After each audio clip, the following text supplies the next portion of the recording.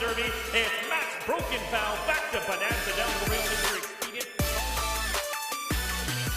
Deep stretch approaching the wire, and it's going to be Smuggler's Hold to take the 2009 Manitoba Lottery Derby. To the outside, Stachys continues to go on with it, and Stachys is going to pull the upset. He's drawing away to win the Manitoba Lottery Derby. Across the track, deep stretch, Hammer's Bullet, big blue caboose. Hammer's Bullet, the Canterbury Invader, takes the 63rd renewal of Manitoba Lottery. They're a long way from home, baby. Beluga Ball proves it's no fluke. He's back on track. He destroys them in the 64th renewal of Manitoba Lottery. Narco, but Assembly Hall is going to get it done in the Manitoba Lottery Derby. Second, Enormous Strides, Street Prancer coming to the wire. It's going to take the Manitoba Derby. Flashy Jewel with 6. One more try. Flashy Jewel is going to hang on. But it's inside straight. He's gonna do it in here. Escape quad, trying to battle back, but Plentiful is the 16th pole. Sky Promise is gonna take in the Derby. Oil money, he can't go around it. The unusual Mongolian win takes the 72nd running of the Manitoba Derby.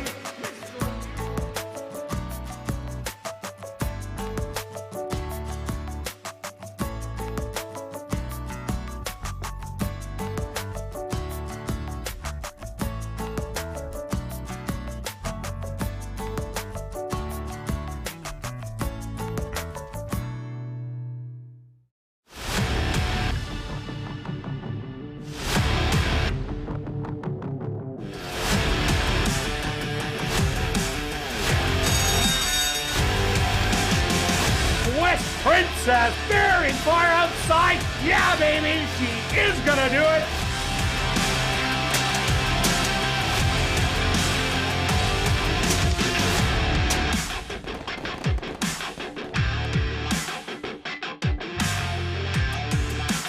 The Manitoba Jockey Club acknowledges that we are on Treaty 1 territory and that the land on which we gather is the traditional territory of the Anishinaabe, Cree, Ojibwe, Dakota, and Dene peoples, and the homeland of the Métis Nation.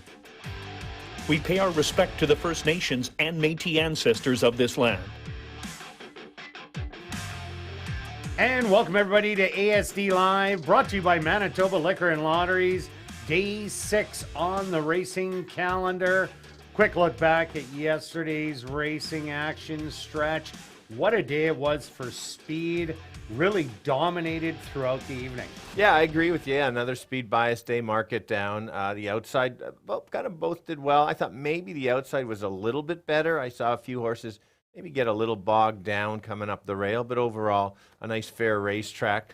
It's interesting how we commented on the last race that watch out, there could be a meltdown because everybody's caught on to the speed bias. And sure enough, bombs away from the back. It was like the horses that waited the longest made the move. And you actually mentioned the 7 in Go Start. Yeah, right in there. A newcomer. Exactly. Now, was it because it was number 7? Because there were 4 7s in the row if you're a slot player, or just 7 is your lucky number, which it was not my lucky number. Not mine either.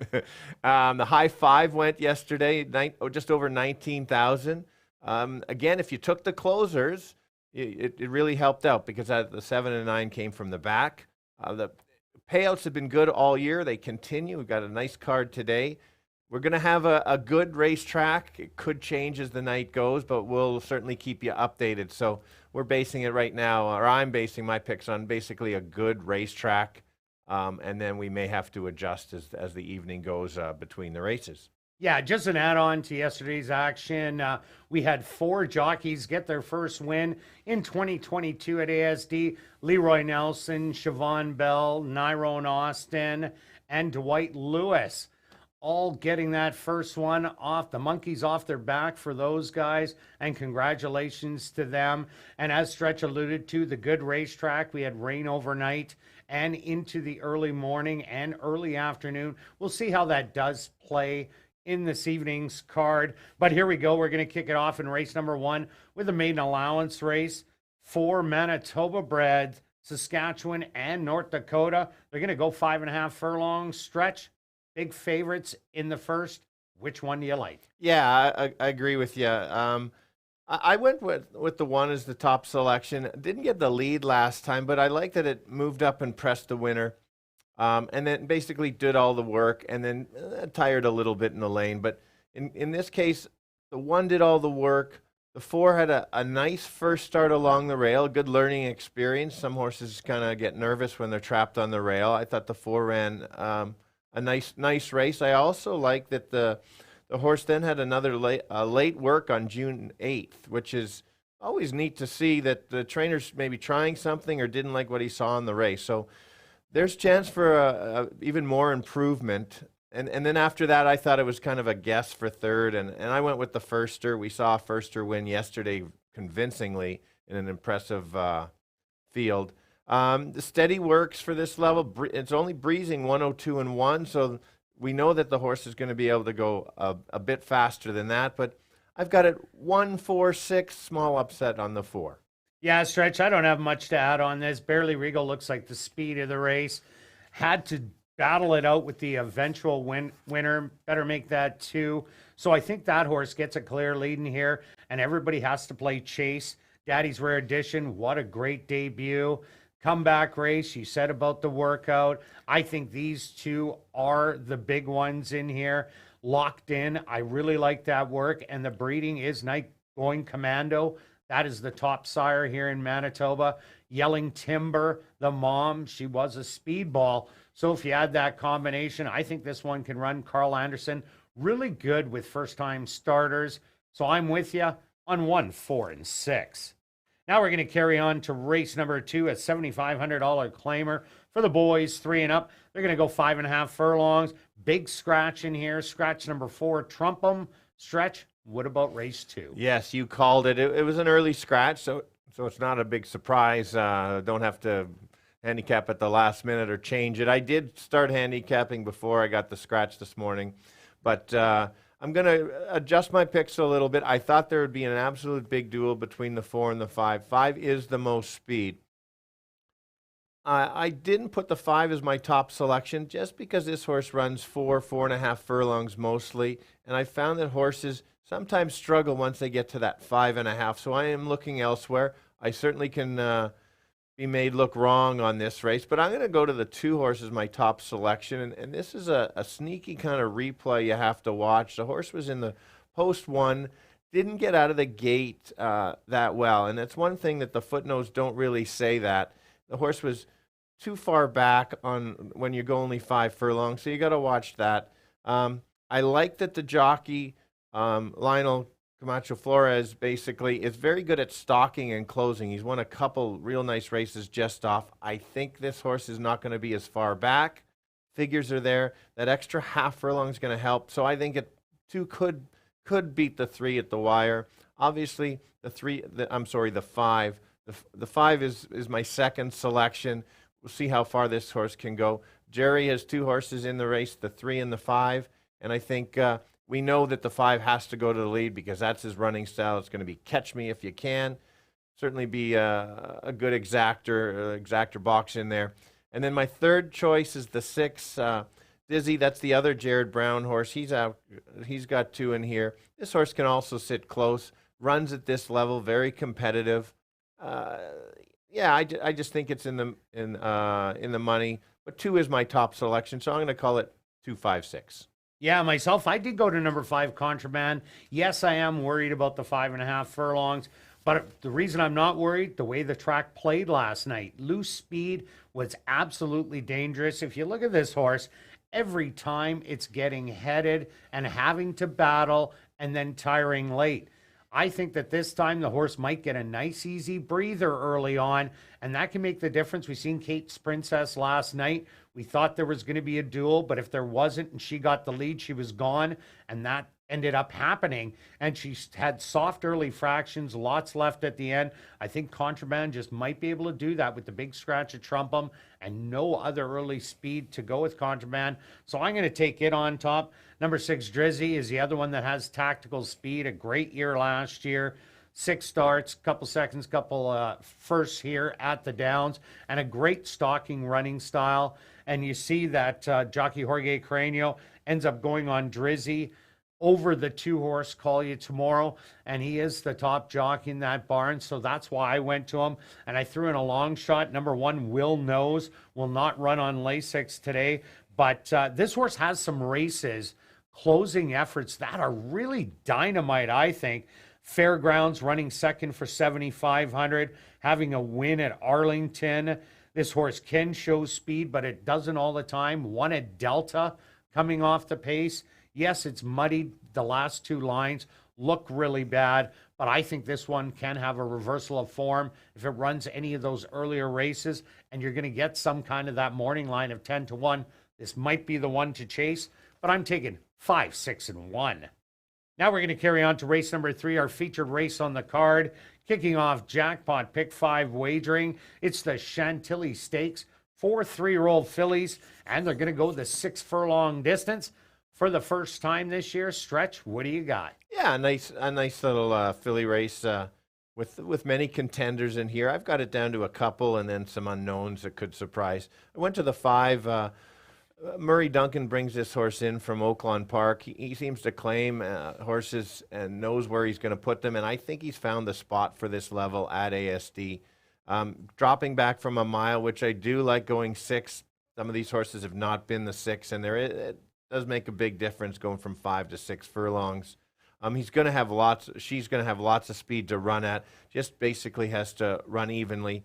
I'm not a big fan of taking horses that are maidens in a stake race, but I believe that all these horses in this race, if they had raced at Oaklawn, would probably still be maidens as well. And so that's why my figures have it. That makes it the top selection for myself. If we can get the takes to the track right there. 6 looked good last time. Closing up the rail, nice rail move. Extra furlongs certainly going to help. Again, as mentioned, there is going to be a pace battle up there. Horse knows how to win, unlike that the 5 hasn't won. So that's why I would need both of them.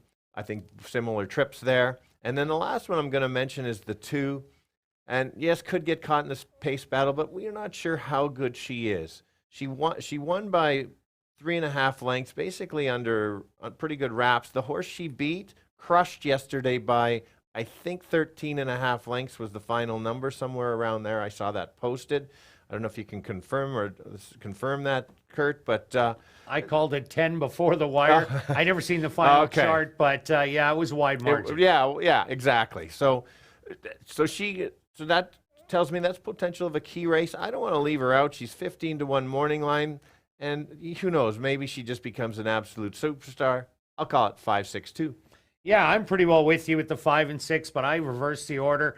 I took Kim's Texas Bling. I see speed out of the 2 Misgiving, the 3 Mean Money, the 4 Lipstick Lady, and maybe even the 5 Burrow Down might be showing speed in here, as it did the one time it did go 5 furlongs. Was 3rd by 1 at the quarter mile, so was into the pace. And if that does happen, it sets up for Kim's Texas Bling to do exactly what she did last time out, sit behind those leaders and pounce on them. Has won 3 out of the last 4 races, and last time out, it was just an easy one.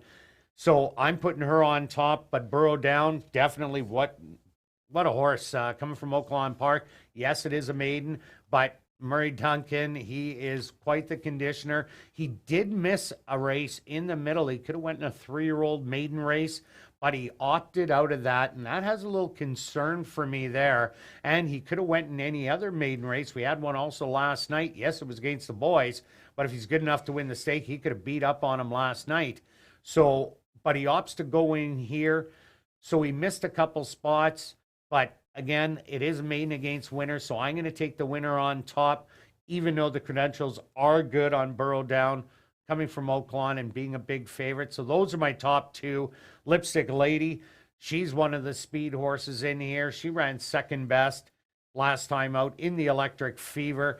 She'll show speed again, but she has a little bit of an ability to stalk. She might want to do that and pull out of a duel if it does happen between 2 and 3, and maybe the 5 gets in there.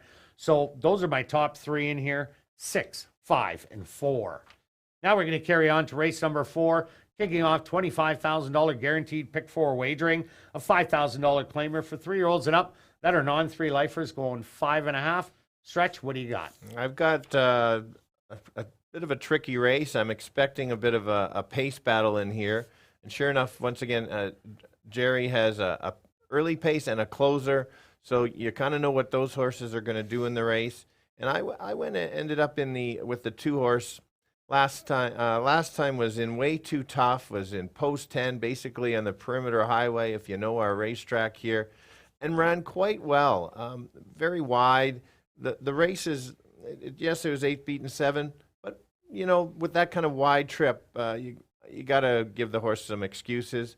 I think the horse can sit just off and basically take that even move and take over. Maybe doesn't have a big closing kick, but I think if the speed comes back at him, they certainly can go with the win. And then after that, I went with the 1. I think this horse is the inside speed of the race. May not even get the lead, but could sit there. We'll see. By now, we've got 3 races under our belt. We'll see maybe how the track's playing. Maybe there's some biases, and we might adjust the picks. But I think the right trip for this one certainly can come up the rail or even put away the speed. And then the last one is the 3. Yes, this horse is a big-time closer, but I used this horse last year in his second start after the first start of the year that was closing like gangbusters, and it paid off. So I thought, we're going 5.5. We have a pace battle, potential meltdown. Will be flying late, maybe too short for the win, but I think can be basically in the money. So I'll call it 2-1-3. Yeah, I see a big pace battle too. The 1 Doug's Pal, the 2 Bornasian, the 6 Pucker, and the 7 Big Tony. All these horses have early gas, and if they all use it, I'm also looking for a closer in here. But I settled on number 4, Flat Out Love. This horse comes in with a very sharp 5-furlong work in 1-1 and 4, has run a couple good closing efforts, and that's what I want to see. And that was at Delta Downs on April the 7th of 21. This horse closed gangbusters from the 10 hole, only to get beaten a half a length running second. 3 outs ago was third, beaten 2 1/4 at Fawner, and Fawner is a speed bias racetrack all throughout the year it was, and Flat Out Love was forced to go to the front in the last 2 starts because of that speed bias that was there. I don't think that's going to happen. I don't think this horse has the kind of speed that the other 4 do, so expect it to be a stalker in here, and it'll be ahead of Barley Boy and Captain John, who have no early speed at all. So he might just be by himself behind those 4 and picking up the pieces of tiring leaders. And I really like the morning line at 6-1. I also like number 2, Bornasian. This is a horse that was caught up in the speed last time out, and the 2 closers ended up running 1-2. Trumpum bested the speed and finished a third. Not really in contention for the win. Was back almost 3 lengths in the end. Bornasian 6 more behind, but that was first level allowance. This is a massive drop in class to condition non-3 lifer, so I expect this horse to run a lot better. And number 1, Doug's Pal, as Stretch said, the inside of the speed. I really like those workouts that it showed at Turf Paradise before arriving at Assiniboia Downs, working a half mile, 47-1, and then a 5/8 of a mile and 59 and change. This one will bring speed to the table with these horses, and Turf Paradise horses, some of them don't do well. Other ones really excel on our racetrack, so Doug's Pal can't be left out. So 4, 2, and 1 for me. Now we're going to carry on to race number 5, a 5,000 claimer. This time for fillies and mares, 3 and up, that are non-3 lifers, again, going that 5.5 furlong distance. Stretch, wide open girls in here. It is wide open, and here's the difference. We talked about all the that last race, this race, it's try to find the speed. So that's why you really have to look through it and just see the running styles of all the horses. So my decision was who gets the lead, and I think the 4 gets the lead. Last time chased 21-4. This horse cannot possibly go 21-4. Just not quite good enough for that level. And now in for 7,500. Has horses had a couple poor starts at Woodbine, but look closely into this. On synthetic, this horse is 0 for 17 on the synthetic surface. That's first, second, or third. If you just take her dirt races, she's had 7 starts, 2 wins, 1 second, 2 thirds. Really good. I think you're going to get a nice price because the horse is all dirtied up, running on the poly, now back on the dirt. And so that's my top selection. The 6 horse will be the favorite, and the figures certainly say the horse can win. Just hesitant on the horse being the favorite coming from Woodbine. I am using the horse, but I just think I get a better price on that one. And then after that, I think it's a drop off basically to the 3rd selection. But I'll go with the 3. I'm not even going to try that name there for you. Come on, Stretch.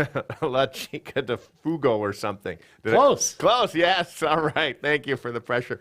I like the workouts, potential to pick up the pieces, so we'll call it 4-6-3. Yeah, I got the same horse that you do, but I look at number 6, Tuscan Damsel. This was a couple nice works coming into the race and did have a good year last year, even though it didn't garner a win, had 2 seconds and 1/3. Did run against Enhanced Finance and did beat it, as Enhanced Finance was 80-1 and Tuscan Damsel was 15-1 that day. But I just like the middle moves that this horse makes.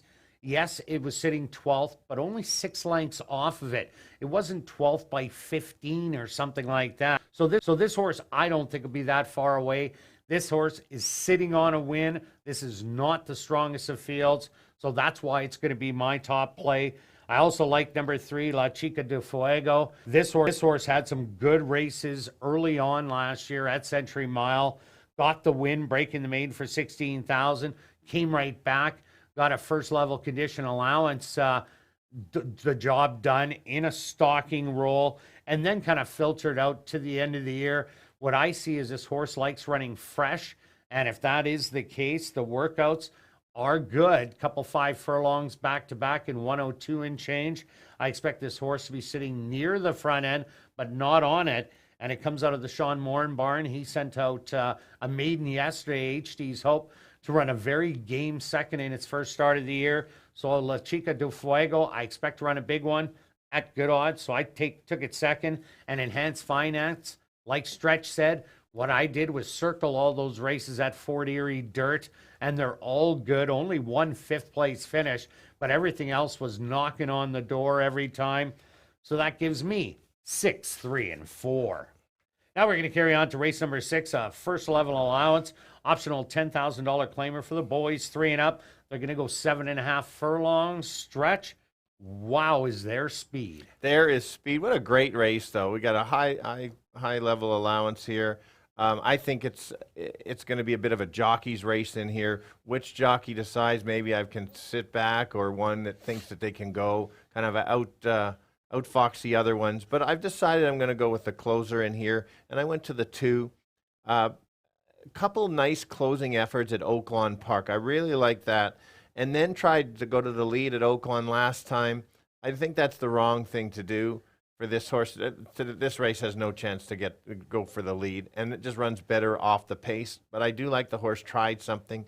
Throw out the last race. It was too short. We're going 7.5 furlongs, so it helps a little bit more on the closers. You get that extra half, not as quick to the turn.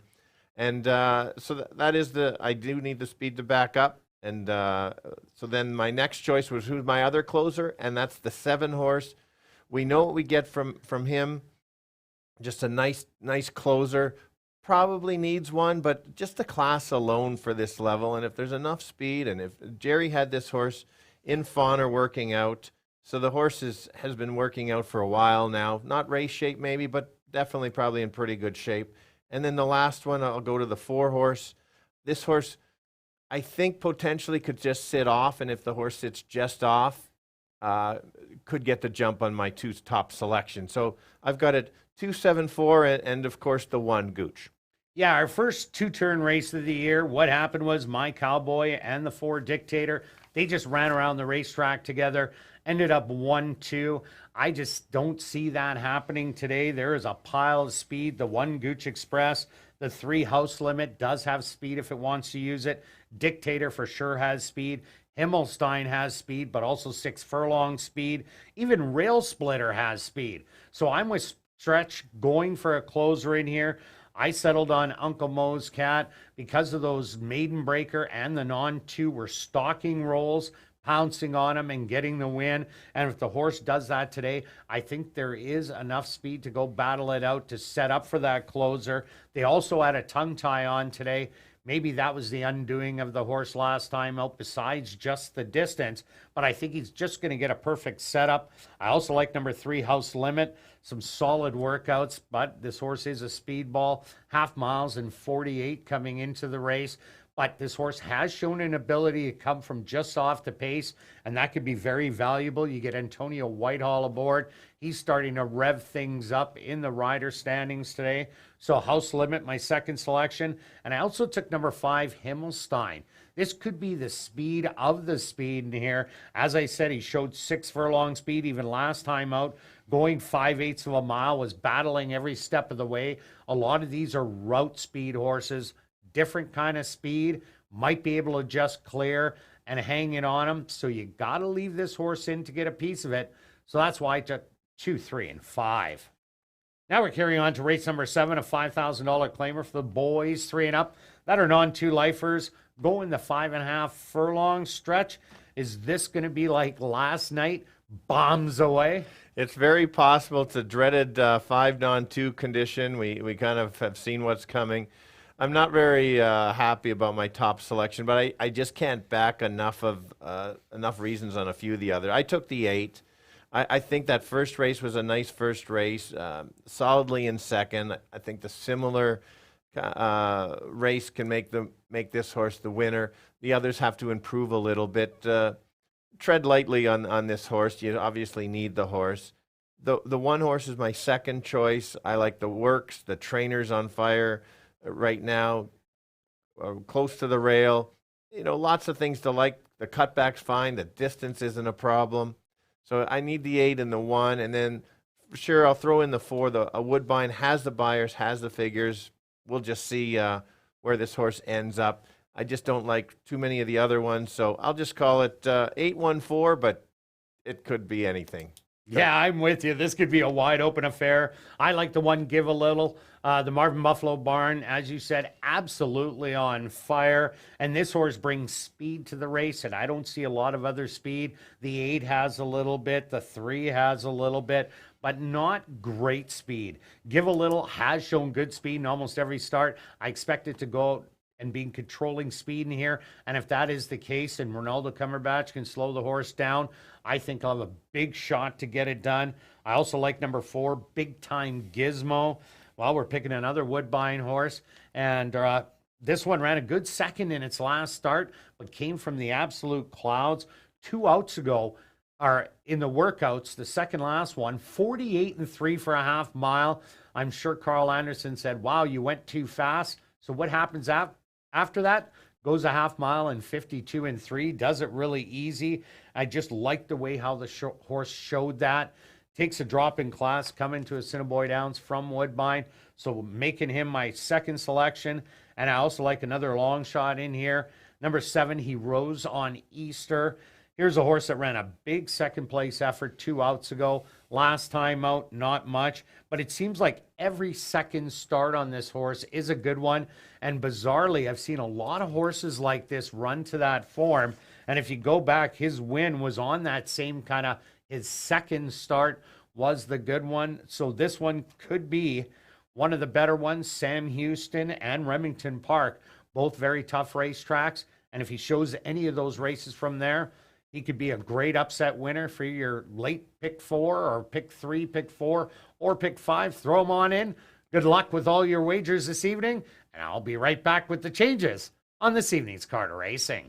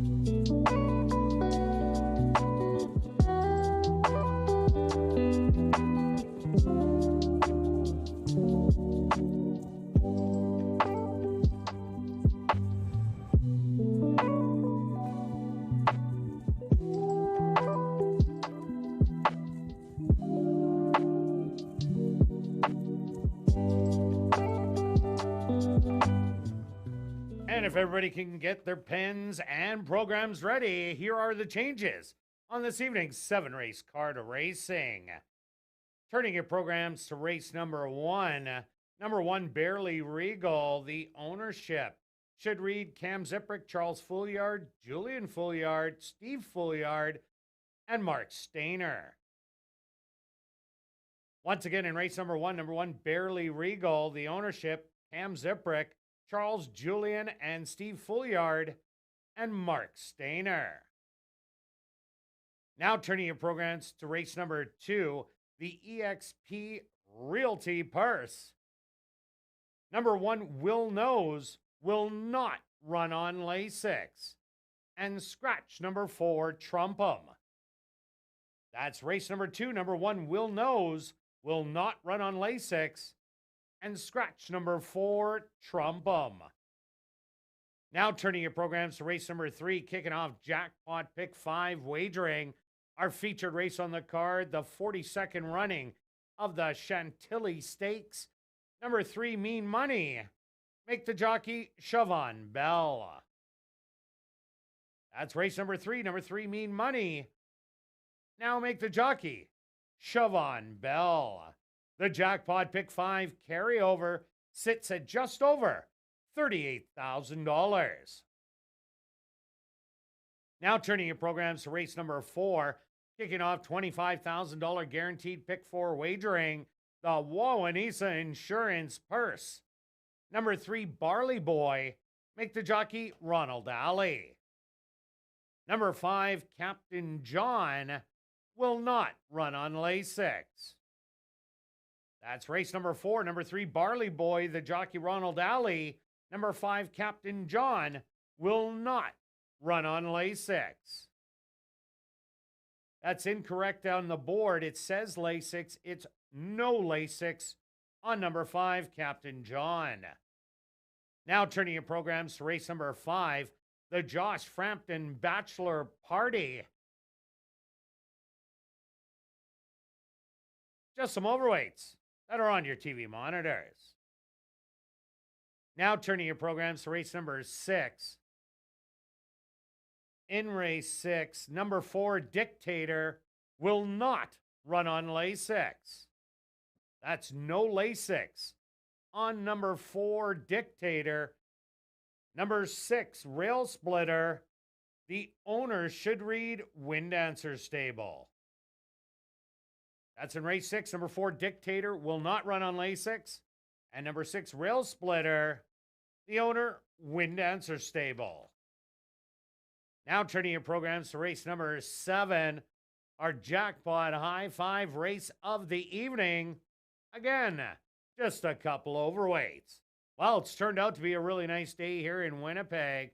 Currently under partly cloudy skies, the temperature 18 degrees Celsius or 64 degrees Fahrenheit, and the track condition is listed as sloppy.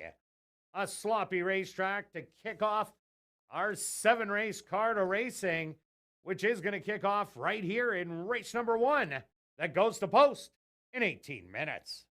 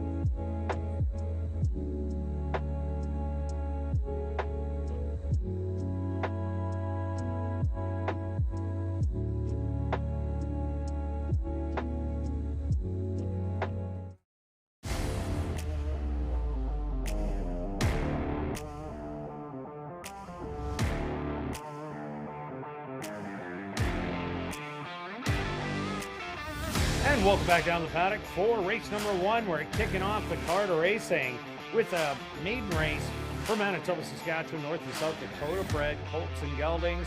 They're going to go 5.5 furlongs. A monster favorite here, kicking off the early pick 3 and early daily double. That's number 1, Barely Regal. Currently 1-9 on the board. And Barely Regal last year had a good second place finish to bank it on Betty, who was undefeated. Came back this year and battled it out on the front end with the eventual winner, Better Make That 2, and ran a very game second as the favorite. Barely Regal seems to be the one with the speed in here, and last night, speed did reign supreme on the racetrack. It wasn't as muddy and sloppy as it is today. It was excellent. But the first 6 winners all went wire to wire, and then there was a meltdown in the last. And the closers will be able to get there. Barely Regal, I think this horse sets up for this race nicely, as it should break out of the gate, get the lead early, and be able to relax. So I'm thinking it's his race to lose, but a very short price. Number 2, Guaranteed Delivery. This is a horse that's been knocking on the door. Ran second in the JW Sifton last year to a loose speed horse, Call the Cops. That was going 1 1/8 early on in the year, showed some speed, but then ended up faltering. But what it did was it went against some real tough company. Impressive Sense was really good last year. Call the Cops, who won the Sifton, and Not Afraid, also very good. Guaranteed Delivery runs its best race, good enough for the top 3. The 3, He's the Chairman, 1 start, but didn't get out of the gate very well, was bothered, steadied, and never got into the race, was beaten by the 1 and the 4. With a better break, he should be able to show more, but I think he's non-threatening of the 1 and 4. The 4 is Daddy's Rare Edition. This horse had a great debut, a nice work in 1 minute and a 1/5 on May the 22nd, set him up for that race, and he only lost to Barely Regal, the 1 horse, by 1/2 a length. Since then, has another 5 furlong workout in 102-1. That's a nice extra tightener. I think this is the main threat against the 1, Barely Regal. Number 5, Devil's Time. Here's a horse that ran some good races last year, and that was Open Maiden Allowance Company when he was against the Manitoba, Saskatchewan, and North Dakota breds. The 1 time ran a 4th beaten 9 lengths, but the winner won by 8.5, so was only a length off a second money behind Crown Royal, Call the Cops. Devil's Time, I'm not sure if he's going to be ready first time out. This horse definitely has some talent. Also, number 6 is Locked In, a first-time starter sent out by Carl Anderson. Going Commando, the sire, a champion sire here in Manitoba. Yelling Timber, she threw horses that did have early speed and does show it in the morning as it comes in with a 5 furlong work in 102-1. This is one that can be ready first time out, and that's going to be my 3rd selection. Let's go to our bets here in race number 1. I'm going to take a $20 straight triactor. 1, 4, and 6. Stretch, he's going after the early daily double. He thinks the 1 might be beatable, so he takes the 1 and 4 with the 2. If you want to take a $1 double, only $2. His is a $10, so it's $20. Good luck with all your wagers, and we'll see you back for race 2.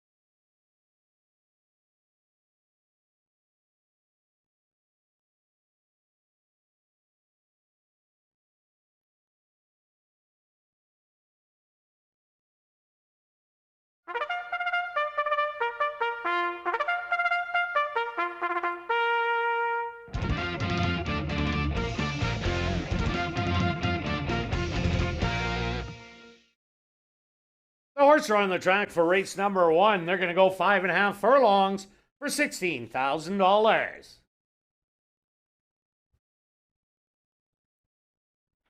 Number 1 is Barely Regal, owned by Cam Ziprick, Charles Julian, and Steve Folliard, and Mark Stainer, trained by Devin Gittins with Ronaldo Cumberbatch.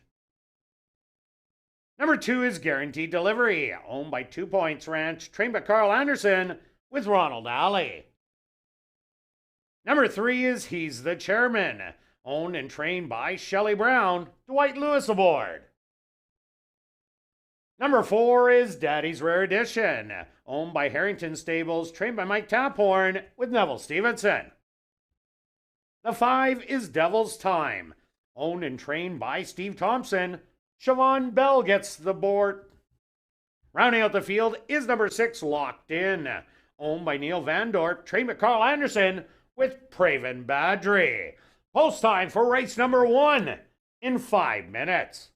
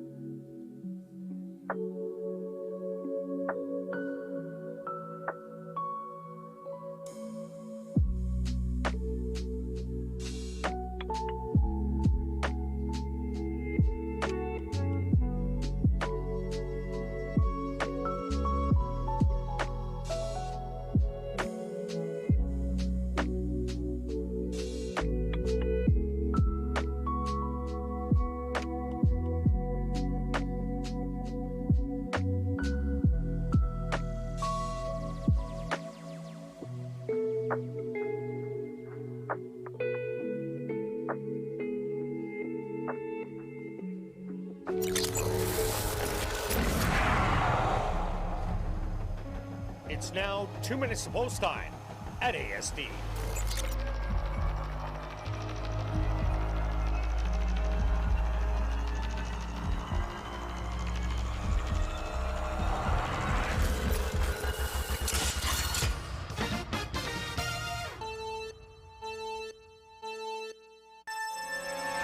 Here we go. We're going 5.5 furlongs. We got the maidens Big favorite on the board, which is understandable, the 1. I like the 1. I think the horse should go gate to wire unless somebody pressures him. The horse that could maybe upset would be the 4. Had the workout coming in, only 1 start. Every reason to improve. If the 1 doesn't improve, 4 improves. That's that. But I think it's a stone cold exactor 1-4. Kirt? Yeah, Stretch, I really like the 1 Barely Regal in here because I think that Barely Regal gets the lead, and I think that's really important. As I said last night, the first 6 winners did go wire to wire over a fast racetrack. It's a little soupy out there right now, but I think speed will do well, so Barely Regal will be on the front. Daddy's Rare Edition, I think ran huge last time. I think those are the 2 to beat. But I think your value is going after the tractor, and I went 1, 4, and 6. Good luck here in race 1.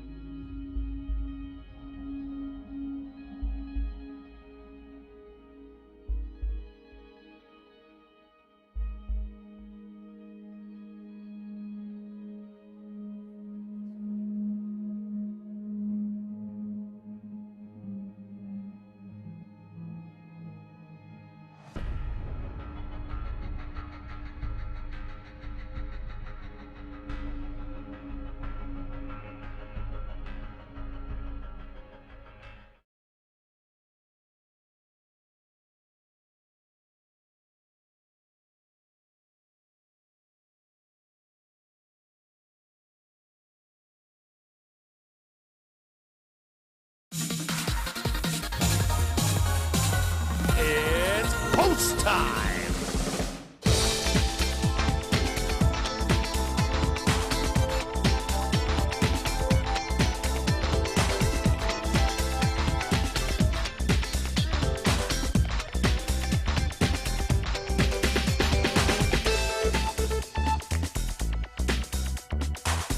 Barely Regal, the 3-5 favorite.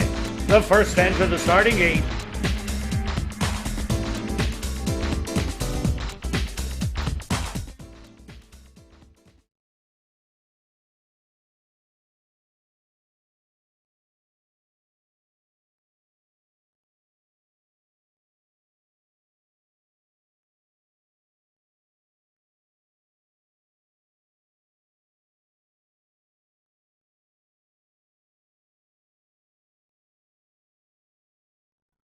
Guaranteed Delivery steps in.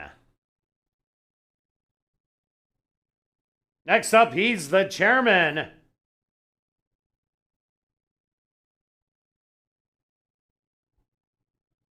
Daddy's Rare Edition will be the next one.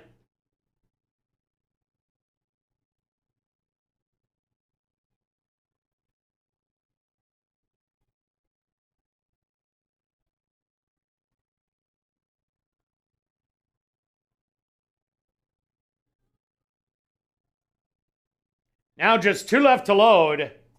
Devil's time.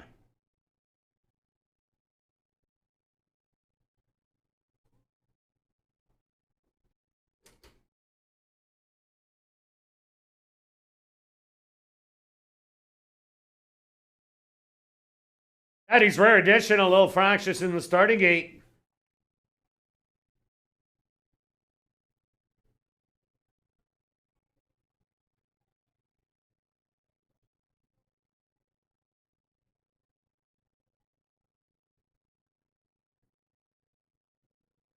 Devil's Time's going to get a little extra help from the gate crew.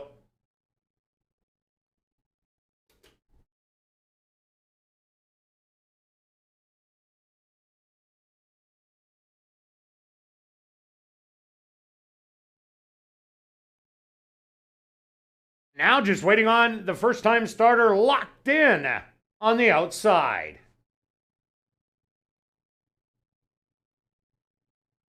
They're all set. They're at the post.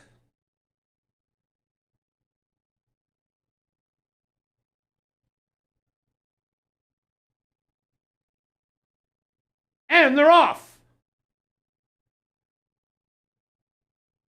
From the inside, that's Guaranteed Delivery, showing a little bit of speed, as they all are. Barely Regal on the rail, fighting for the early action. He's the chairman. On the outside, Guaranteed Delivery now settled back in third. Fourth is Daddy's Rare Edition on the outside, locked in, is making a nice move 3 wide and well back to the early trailer, which will be Devil's Time. The opening quarter, 23 seconds. Barely Regal with the lead by a neck. In between horses, he's the chairman. The first time starter locked in is 3 wide. Daddy's Rare Edition's going to try and rally from fourth. They hit the head of the lane, and Barely Regal now starts pouring it on as she opens up. 5 on the field and just starts widening. Daddy's Rare Edition is starting to come from second and is going to get there, but Barely Regal's going to take it. Daddy's Rare Edition in second. Third's going to go to He's the Chairman, and fourth to Locked In.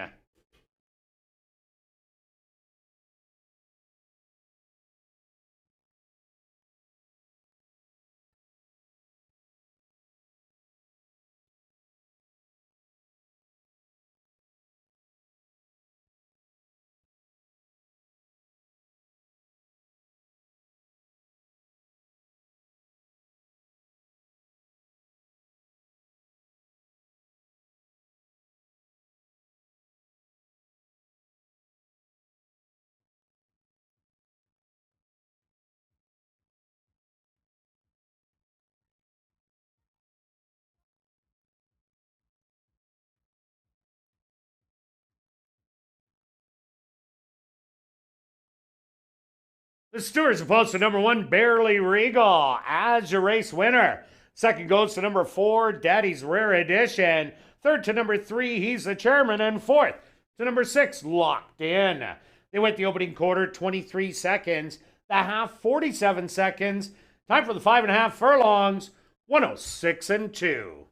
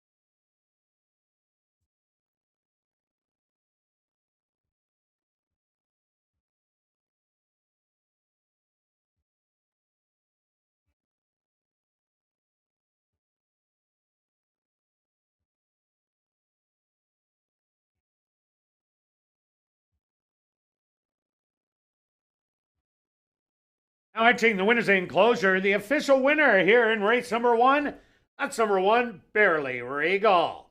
Barely Regal is a bay gelding, 3 years old, by Kentucky Bear, out of the mare She's Regal by Going Commando. Owned by Cam Ziprick, Charles Julian, and Steve Fouliard, and Mark Stainer, trained by Devin Giddens, and ridden to victory by Ronaldo Cumberbatch. Time for the 5.5 furlongs, 106-2. Number 1, Barely Regal, was proudly bred right here in Manitoba by Cam Ziprick and Charles Fouliard.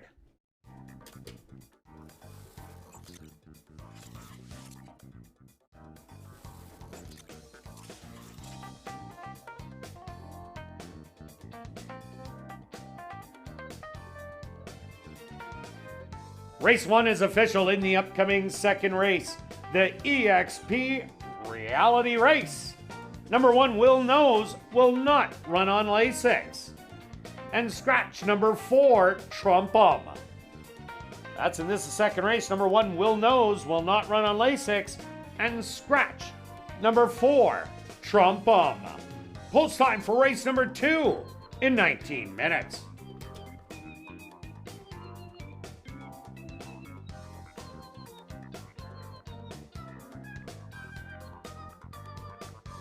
As I mentioned earlier, ladies and gentlemen, this is your ultimate Chase the Ace place, which raises money for the Final Furlong organization that helps find good homes for retired racehorses.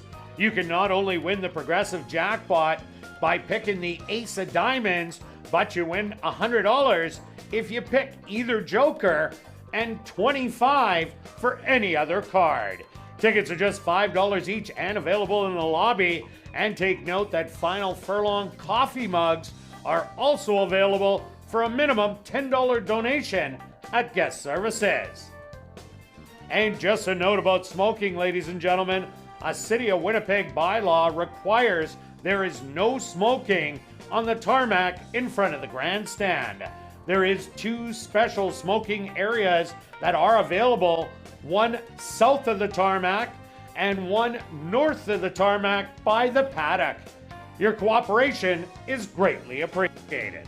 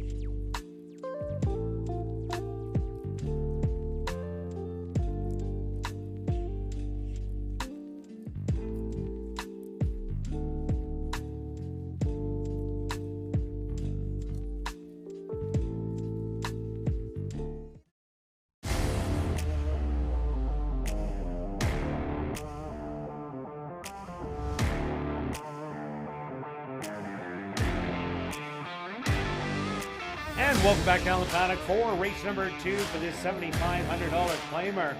For 3-year-olds and up, they're going to go 5.5 furlongs. Number 1, Will Knows, will not run on Lasix. Scratch number 4, Trumpum. Stretch, a look back at race number 1, Barely Regal. Hard-fought battle last time. This time, made it look easy. Yeah, had some early pressure and then just opened it up and looked good. And then the 4 came late. Interesting how I know you just missed the exactor there. Or the triactor. Yeah, I'm sorry, the triactor, but you just saw how much that paid on that. And you know, something that people forget. So like you said, the exactor or the tractor paid basically $20 for a dollar. Yeah. And so the first 2 were basically straightforward. We both said 1-4. The 3 beat the 6. But the 3 certainly was something that you certainly could include. It had the 1 start, so same reason we like the 4. So away you go. It's sometimes a way to look at it. Don't always have to try to beat the favorite. There's ways to make money when the favorite wins. Well, yeah, I swung for the fence at the tractor. If I just would have took the exactor for my 20, I would have made a $47 profit. But okay, let's carry on to race number 2. Stretch, what do you like?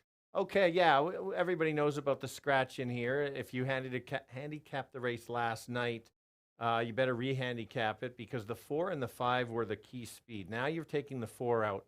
I still have the 2-horse selected on top, and the reason why is I like the replay doesn't do it justice. The footnotes say drop back, but the horse broke slowly from the 1 hole, which horses sometimes do here for whatever reason.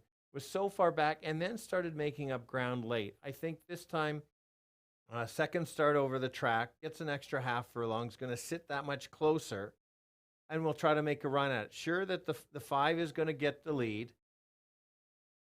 He's going to have to run him down. I mentioned on ASD Live that the 5 has been racing in 4 furlong races and the 5 last time.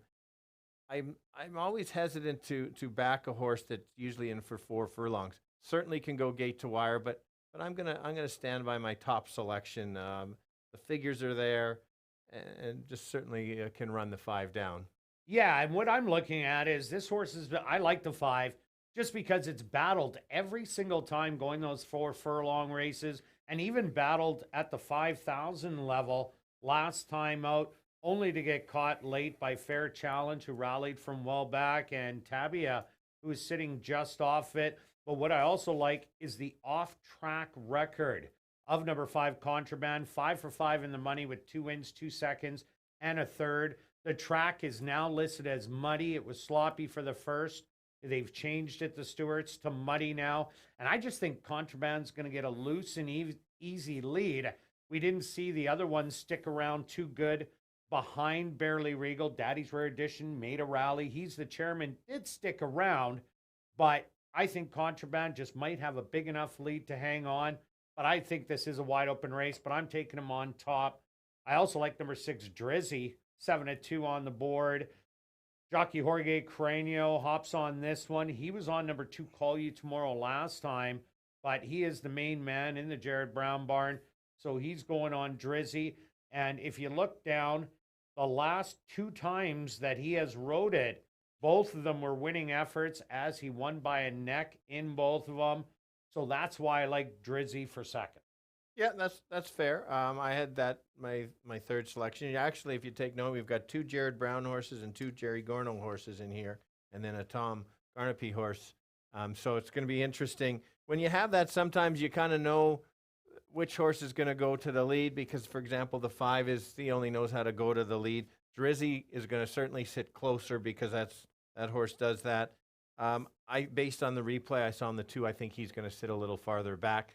The 3 horse almost made my selections, but because of the scratch, it didn't. The speed is going to have to back up, and who knows? Maybe suddenly the 2 goes after the 5, and maybe the 6 is too, and maybe comes up short. So there's maybe a bit of an upset. It's a great betting card. You've got 3, they're bouncing around within a few dollars from favoritism to the long shot in the race. Yeah, I also like number 1, Will Knows, won't run on Lasix. Good mud form, 3 for 5 in the money. Those last 2 starts, yeah, they're absolutely horrible. But the last race at Delta Downs 3 outs ago was a winning effort in a stalking role. This horse has a win at Arlington in a stalking role. And another nice race at Fairgrounds for 7,500, where the horse rallied from way out of it to beat a multiple winner in Club Soda. So Will Knows now going over to the Tom Gardepee barn. This one could be the sleeper, but people do like it at 4-1. A great betting race here in race number 2. Stretch, what do you got for bets? Okay, so I've got a safer bet, just trying to grind away a little bit. I got some bigger bets coming up. 30 to place on the 2, because your 5 could go gate to wire, or your top selection, but I think no matter how the race is run, that the 2 can get up. I think I might get a decent place price and maybe parlay it down the road. There you go. And I'm going after the pick 3. I'm taking 1, 5, 6 in the next race, 5 and 6. And then over in race 4, I'm taking the 1, 2, and 4. That $1 pick 3 will cost you $18. Good luck with all your wagers here in race number 2. And we'll see you back for race 3, our feature race on the card, the Chantilly Stakes.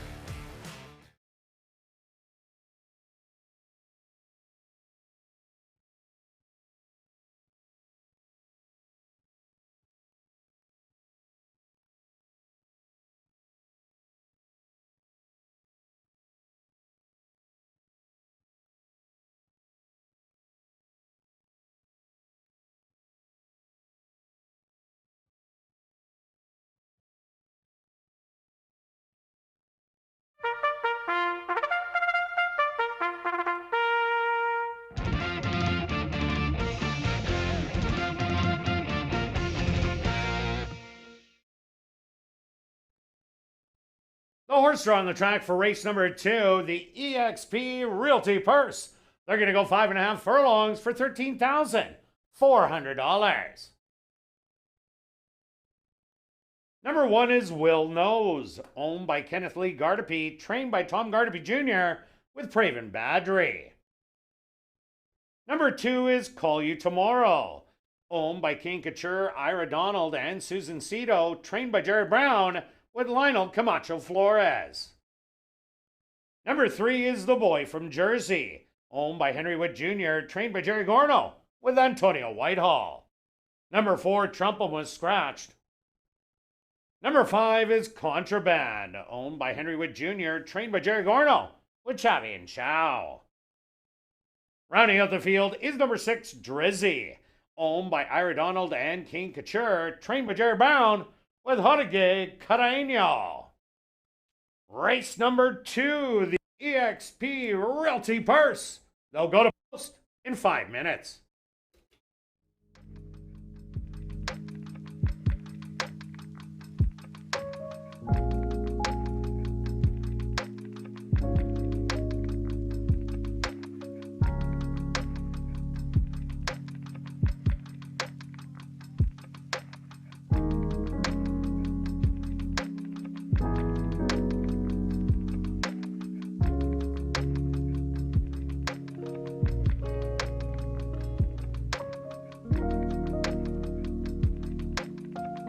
And ladies and gentlemen, number 2, Call You Tomorrow, is the HBPA Manitoba Best Turned Out Horse here in race number 2.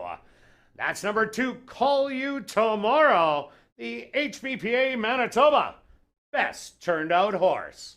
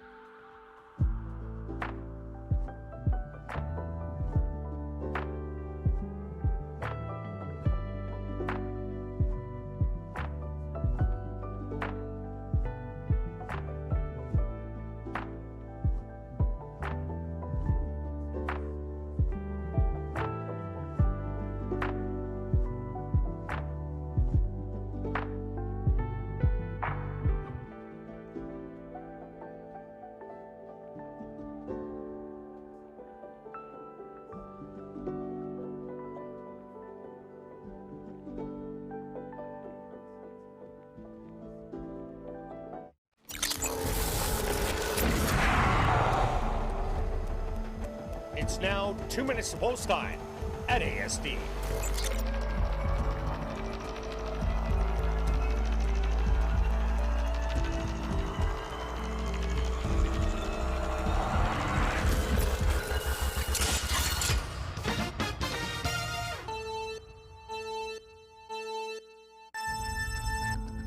All right, we're going 5.5 furlongs in the mud. They're going to come back. Some of the trailers are going to come back awful dirty. There's a co-favorite of the 2 and the 5. I've landed on the 2. He is going to be chasing the 5. It's going to be catch the 5 if you can, and I think he can. The figures are there. Didn't get a great start last time. Sit just off, make the run late, and get the win. The 5 is the big concern. The other horse maybe to consider is the 6 to complete the trifecta if you want, or even an exactor if the 2 or the 5 don't fire. 2, 5, 6. Kirt? Yeah, Stretch, I went to number 5, Contraband. The last 8 races run, 7 of them have been wire to wire. So Contraband fits the bill of the winners. This horse is fast, 5.5, might be a little long, but I just think this horse is going to get a real easy lead in here. And if that does happen, he just might be able to carry that speed every step of the way. Currently 5-2 on the board, and I do like number 6, Drizzy, to finish off my exactor, who should be the stalker. So I'm 5 and 6. Good luck here in race 2.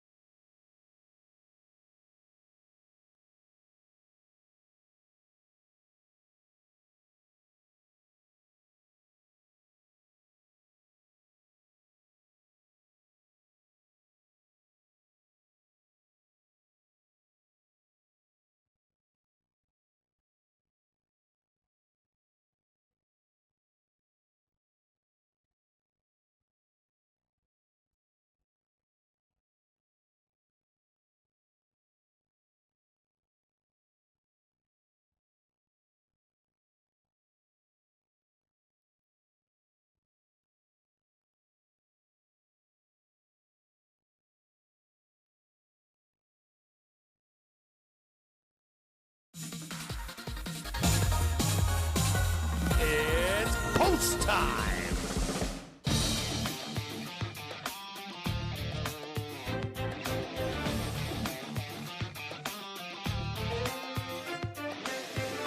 Will Knows locked and loaded. Call You Tomorrow walks in. The boy from Jersey is next.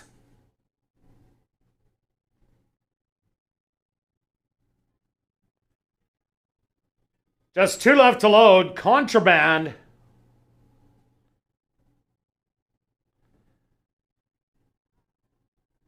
And now just waiting on Drizzy.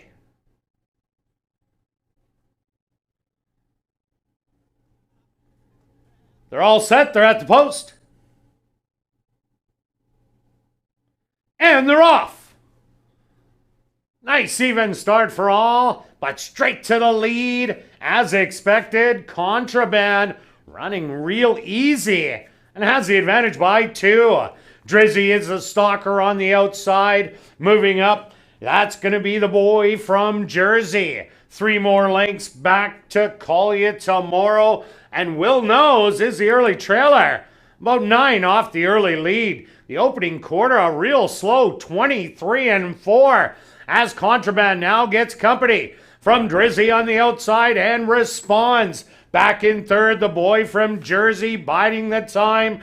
Call You Tomorrow using the rail hugging effort. And back to Will Knows, who's making up a little ground. They hit the head of the lane, and Contraband responds with the lead by a length and a half. Drizzy to the outside in an all-out drive, a late rally from the boy from Jersey. Contraband fighting back on the inside. Drizzy on the outside. These two, noses on the wire, too close to call. Contraband and Drizzy. Wow, what a finish.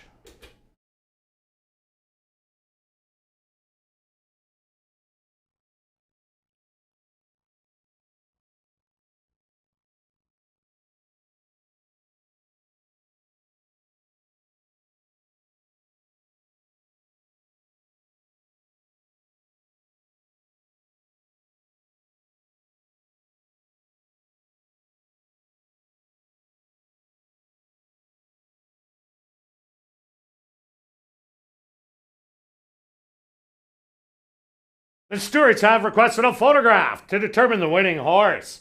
They went the opening quarter 23-4, the half 47-2. Time for the 5.5 furlongs, 105-3.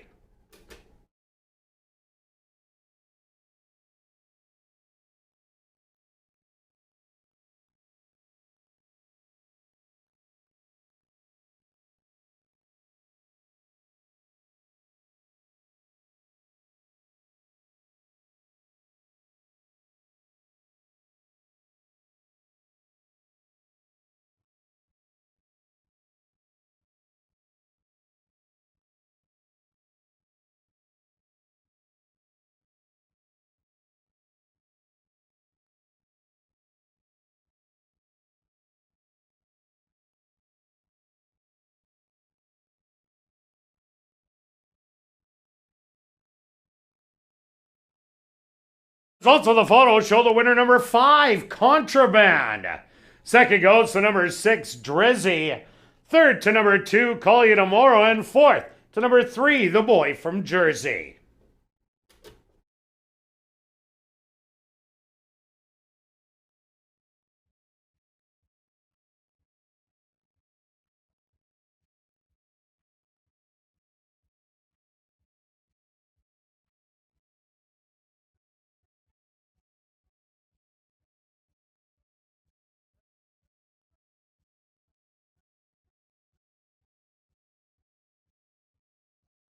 Now entering the winner's enclosure, the unofficial winner here in race number 2, the EXP Realty Purse. That's number 5, Contraband. Contraband is a chestnut gelding, 6 years old, by Mr. Lucky Cat, out of the mare Sierra Passion by R. Emblem. Owned by Henry Witt Jr., trained by Jerry Gorno, and ridden to victory by Chavi and Chow. Time for the 5.5 furlongs, 105-3.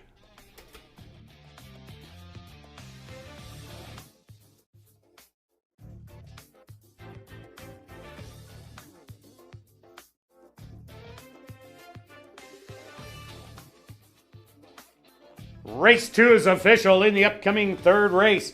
Kicking off Jackpot Pick 5 wagering.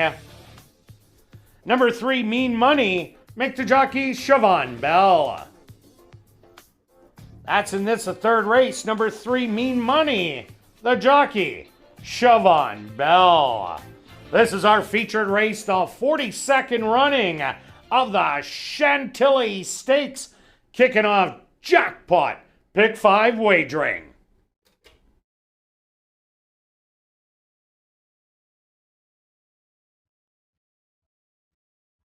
Well, are you new to Assiniboia Downs? Then check out the 140 VLTs on the second level. They're open all day, every day, from 10 a.m. to 1 a.m. It's also the first leg of the 20-cent wager called the Jackpot Pick 5, coming up right here in race number 3. If your ticket is the only correct one, picking the winners of races 3 to 7, you're going to win the whole jackpot, which currently stands just over $38,000. When there's more than one winner, a consolation is paid out, and the jackpot keeps growing.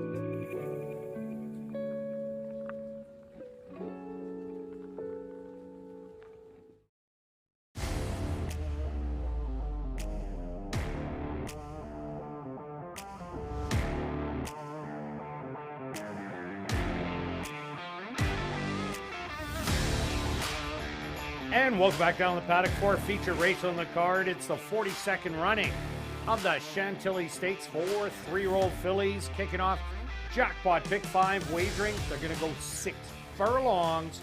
Quick look back at race number 2, stretch. Contraband got the 5.5. What a great stretch duel. It was a great stretch duel. I like the ride by Chow on the 5 because sometimes when you're the loose speed, you just choke the horse down. But he let the horse run a little bit, nice gallop, let them come to him, and then you know, Chow. But then also the horse got really game, and you could see 6 wins. You basically called it on the off track too. So yeah, for a 5-horse field, what a great stretch battle. Noses on the wire. They just saw the photo, and it was as close as you get, back and forth on that. So that was a great race. Even Drizzy ran a really good race as the longer shot out of the Jared Brown barn, but the top jock was on it. All right, over to race number 3 of the Chantilly. Who do you like, Stretch? Okay, I'm going to start with the favorite in here, 6-5. Just if you're a bit new to racing, horses that have not won a race are called a maiden, and that's what the 5 is. And something I'm not a big fan of to take a horse in this, but basically the horse is coming from Oaklawn Park, really good figures. If the other horses in here raced at this level, I think they probably would have been maidens in here. So some of these second place finish. Notice the last race that the 5 ran was second and 7 lengths in front of everybody else. That's big for me. The horses we're going 6 furlongs, first 6 furlongs of the year. Some of these other ones are stretching out, and they've only had the 1 start. So big fitness advantage on the 5. The 6 also has that. I just like that there's so much inside speed. 1, 2, 3, and 4 are all speed. 5 and 6 are the closers. So I decided to take the slightly classier, doesn't win as often, or hasn't won, as my top selection. Murray Duncan's a very good trainer and knows what to purchase and where to spot, and I think he's found his spot in here. Yeah, definitely a high percentage trainer, and especially in stake races. But I went to Kim's Texas Bling. I just liked that this horse has won 3 out of its last 4, the 6, and convincingly last time out. Drew off to win by 3.5, stalking that inside speed duel. I'm just curious what Burrow Down is going to do when it went 5 furlongs at Churchill, went towards the lead. When it was at Keeneland, going 4.5 furlongs, the horse rallied from off the pace, and it's been in all route races since. So Kim's Texas Bling, at least I know what this horse is going to do. It's going to be a stalker of that speed, and this kind of reminds me of the race last night. First 6 races, wire to wire, and then there was a meltdown because of all the speed. So I see 2, 3, and 4 battling it out. 5 and 6, they come a running. So I'm going 6 and 5. Who do you like for third? Okay, yeah, we both see the race the same way, just flip. I'm going to the 2 horse, and right on the screen, and I think it's Julie maybe on the camera today. And we don't know how good she is. That first race was broke fast and just took off and won handily. And what makes this horse even more a chance to improve is Mia Bear yesterday won by 13 lengths. And so tells me that if that horse improved that much, this horse must be pretty good. And so if this horse improves, who knows? We're not sure. The horse was just so much the best the first time out that can come off the pace. So we're not sure. So, and by the way, it's Jake on the camera. Sorry, Jake, I was unsure. Thank you. Yeah, my third selection in here is number 4, Lipstick Lady. I expect the horse to show some speed. Ran second last time out in the Electric Fever to number 6, Kim's Texas Bling. But this horse does not have to have the front end. It's just been pushed up there most of the time. It looks like it can stalk a little. And if it does do that, that could be definitely an absolute huge advantage if it will sit just off it instead of banging heads. So I got it down to 6, 5, and 4. Let's go to our wagers here in race 3. Stretch, as usual, start us off. Yeah, we're going to play the pick 5. Notice how quickly it's growing. We're going to go well over 50,000 today, and it was actually won way back on Wednesday, 2 Wednesdays ago, so it doesn't take long. I'm going to scoop it because I've got some long shots in here. I've got the 2, 5, and 6. So when the 2 wins, you're knocked out. I'm still going with then the 1, 2, 3, 4 in the 4th, 4 and 6 in the 5th race, a bunch in the 6th, 2, 3, 4, 6, 7, and then just 1 and 8 in the last leg. And myself, I got the 5 and 6 in here. Then I have the 1, 2, and 4, the 3 and 6 in race 5, 2, 3, 4, 5, 7 in race 6, and race 7, 1, 4, 7, and 8. My ticket also $48. Good luck with all your wagers here in the Chantilly Stakes in race 3, and we'll see you back for race 4, kicking off $25,000 guaranteed pick 4 wagering.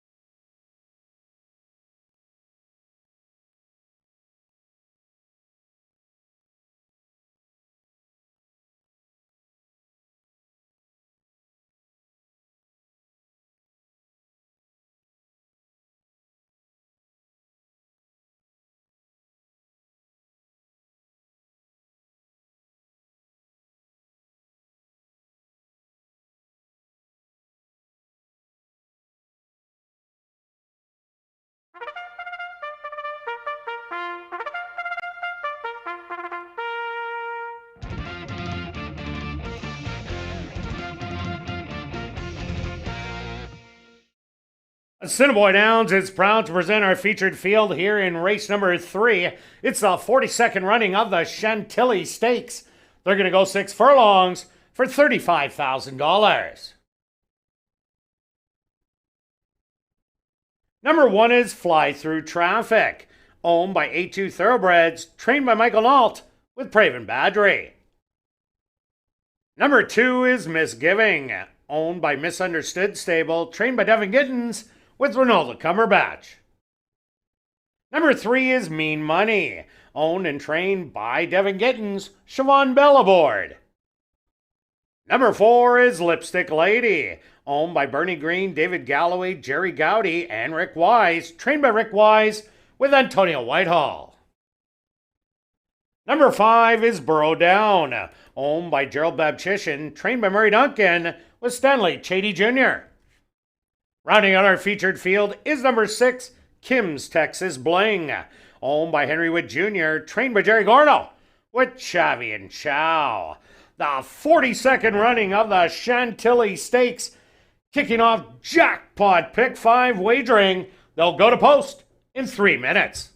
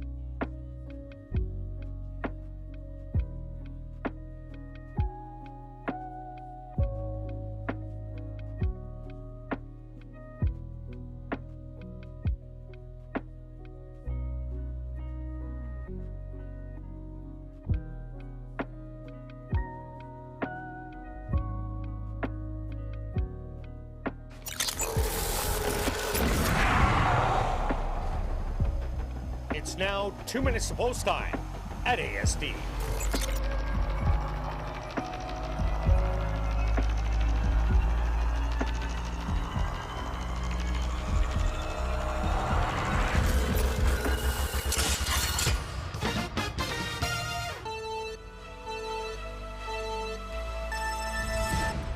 All right, here we go. 6 furlongs. It's 3-year-old fillies in a stake race. Exciting race, even though there's only 6. Many of them can win. I've got it down to the 2 of the horses, 5 and 6.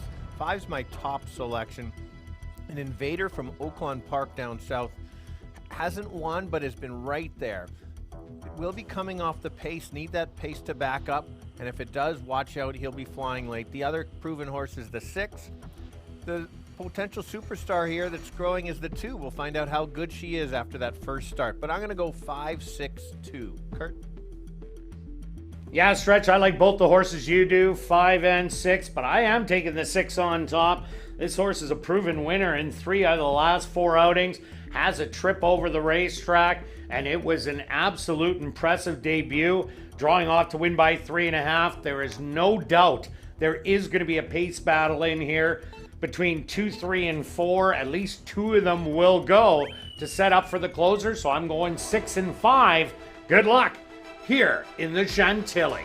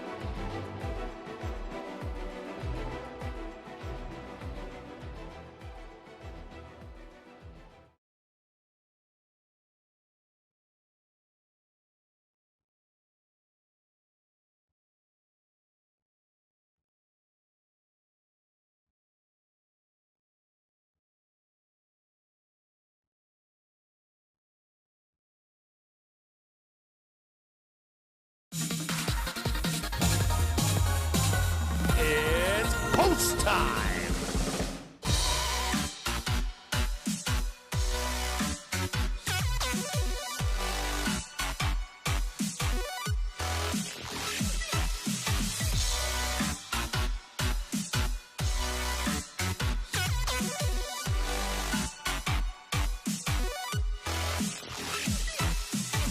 Fly through traffic. Leads the 3-year-old fillies into the starting gate.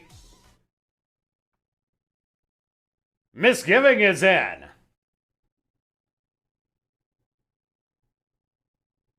Next up, Mean Money.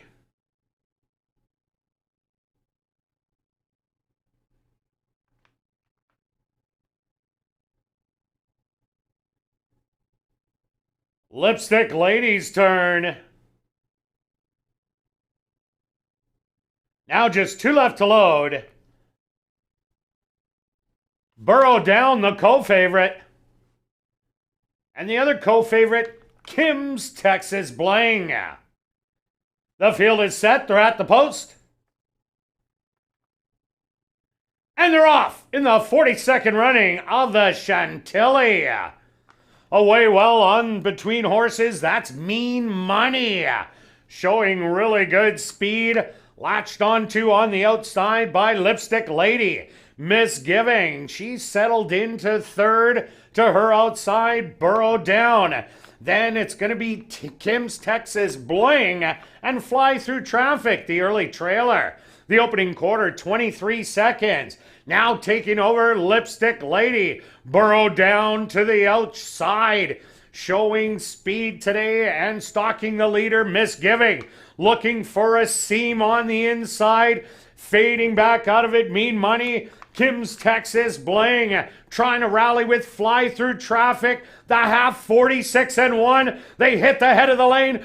Burrow Down and Lipstick Lady. These two nose to nose, and Burrow Down goes by a length. Lipstick Lady back to second, but this is all Burrow Down is gonna take the 42nd running of the Chantilly by 5. Second to Lipstick Lady, third to Kim's Texas Bling, and fourth to Fly Through Traffic.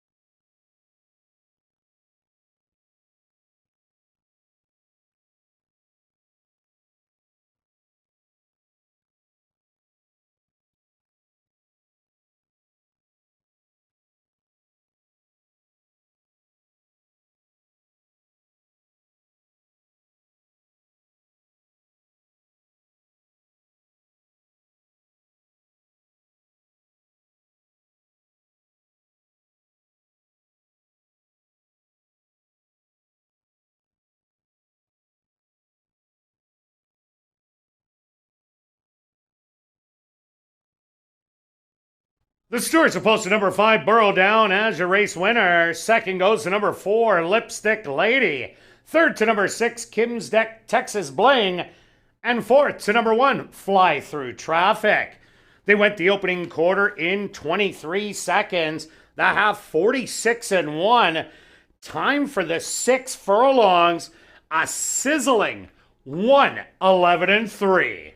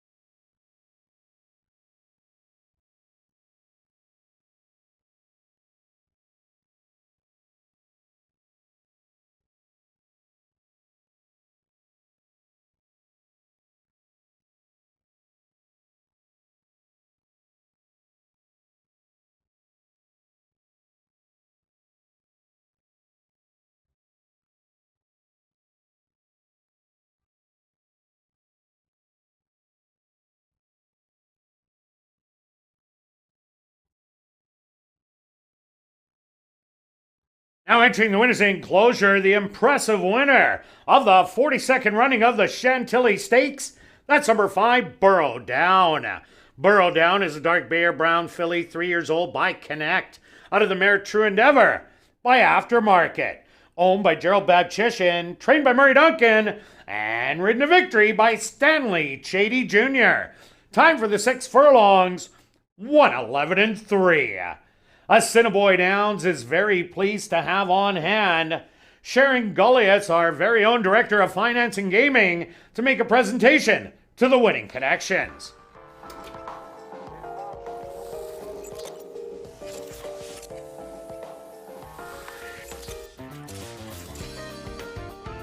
Race 3 is official in the upcoming 4th race, the Wawanesa Insurance Purse. Kicking off $25,000 guaranteed pick 4 wagering. Number 3, Barley Boy. Make the jockey Ronald Alley. Number 5, Captain John, will not run on Lasix. That's the 4th race. Number 3, Barley Boy, the jockey Ronald Alley. Number 5, Captain John, will not run on Lasix. We'll carry on with the rest of the changes in this evening's pick 4. There is no changes in race 5. Turning your programs to race number 6. Number 4, Dictator, will not run on Lasix. And number 6, Rail Splitter, the owner should read Windancer Stable. That's race number 6. Number 4, Dictator, will not run on Lasix. Number 6, Rail Splitter, the ownership should read Windancer Stable. And there are no changes in race number 7. The Wawanesa Insurance Purse, kicking off $25,000 guaranteed pick 4 wagering here in race number 4.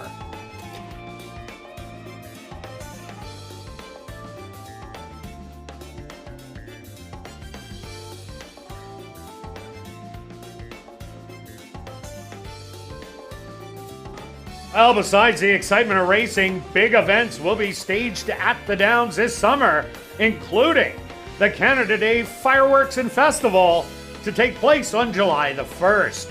There is the Gulping Horse Ultimate Beverage Festival on July 16th and Holly Summerfest on August 6th. Go to asdowns.com for more information.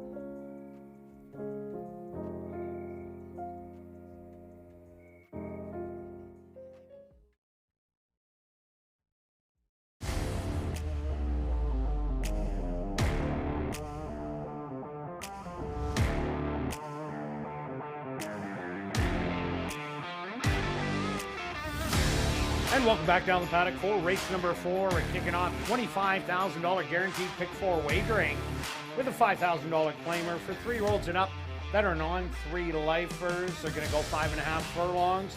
Number 3, Barley Boy. Make the jockey Ronald Alley. Captain John will not run on Lasix. Stretch, did we see a monster in the Chantilly? Absolutely. My favorite races are when you've made a bet on a certain horse and you know about 4 jumps out that she's winning. And it's like just about by how many. It was just awesome to watch and unbelievable time. We'll wait to see how the times go all day. Just before. I think it'll start speeding up now that the track is drying out, and obviously you're going to see that track condition change probably within another race. Yeah, for sure. It's getting better by the race for sure. So yeah, that was an impressive performance, almost like a paid workout out there. Stanley Chady Jr., I don't think he moved a muscle in there. I remember Alan Cuthbertson, leading rider back in the day when I used to have to interview after the stakes, and he would say, you could have rode that one. I think I might have been able to, if I would have dropped 100 pounds. But even with the extra 100, I still think I could have got it done on Burrow Down. That's right. Okay, on to race number 4, kicking off the pick 4. Stretch, what do you got in here? All right, so we saw a pace battle in the last race. I think we're going to get another one in here. We know that Jerry's got a speed and a closer, and you saw what happened a couple races ago. He had the same. The horse went to the lead, and so that's what I see happening again with this potential pace battle up front. I think the 4 can show a bit of speed, but not nearly the speed of the 6 and 7 who sets it up. I've decided to go to the 2 horse. Last time was in way too tough against some really good ones. Eddie Forever was competitive in high allowance all of last year. Maybe didn't win that many, but was right there. Wicked Fortitude, a runner from another track, Phoenix, yeah, that I liked in that race. And then Trumpum, Golden Gate horse. Correct. So there you go. Gate. And so that race doesn't look, 8th beaten 7. That's not nearly, it doesn't do it justice. Post 10, I kind of joked on ASD Live about out being on the perimeter highway. He was so far out there. He's wide. He's not going to be wide this time. I think the horse just has to run evenly, sit behind the speed behind the 6 and the 7, take over late, and Siobhan Bell gets the win. That's why it's my top selection. Yeah, myself, I just see a pile of speed. Doug's Pal on the rail. Bornasian has speed. Pucker, the 6, the 7, Big Tony. So with all those horses having speed, I got to go to a closer. So one of the 3 horses that's left, Barley Boy is kind of a route horse. Captain John's a route horse. So I went to the 4, Flat Out Love. Flat Out Love has run some good races from off the pace. If you look at the bottom line on April the 7th, this horse rallied from off it to lose by a half a length, going 6.5 furlongs. Another good rallying effort, January 15th. Came from 6th to ran 3rd. And then 3 outs ago at Fawner, this horse made up a whole bunch of ground to run 3rd beaten 2, and then went away from his running style because Fawner favors speed horses. So you got to try and keep him close. And he didn't like that kind of running. I'm expecting the off-the-pace style. I really like that workout coming in on June the 8th, 101-4. So I'm looking for a big duel with Flat Out Love to mow him down late. Okay, I don't think I've bugged you this year yet about a horse like this, but the horse does have 2 wins of 41 starts. He's getting warmed up. He's getting warmed up. We've seen this in the past, some of your seconditis horses, but that's okay. I've got him for maybe a place bet might be in order. My second selection is the 1 horse, speed on the rail, may not have to get the lead and sit behind. Could get the jump. We saw the first race, the horse was much the best, but came up the rail and was fine. So I've got that one. Some nice speed from Century Mile. Actually was over its head at the Canadian Derby, 1.25 miles there. I'm not sure what they were thinking in that race, but especially after claiming out of a 6,000 non-2, I guess they were shooting for the lottery, but yeah, that didn't happen. No, it did not, but could show some speed. There's remember the fractions at Century Mile are a lot faster there than they are here. But if the speed gets away, that I've got a closer, I need a speed horse, and that's the one. Yeah, and I like Bornasian as my second selection with that huge drop in class. That race was won by two horses that closed, Eddie Forever and Wicked Fortitude. And Bornasian was caught up in that big speed that day. I think this horse will be right there once again, gets that race under the belt, and gets way easier competition. I can't believe this horse right now is going off at 10-1. We've seen Jerry Gorno do it with another horse, Dazzling Mischief, dropping in, and it won real easy, but it did have an easy lead. But Bornasian, I think the big drop is just what they needed. My third selection, I went to Stretch's second. Look at those two workouts in late March and early April.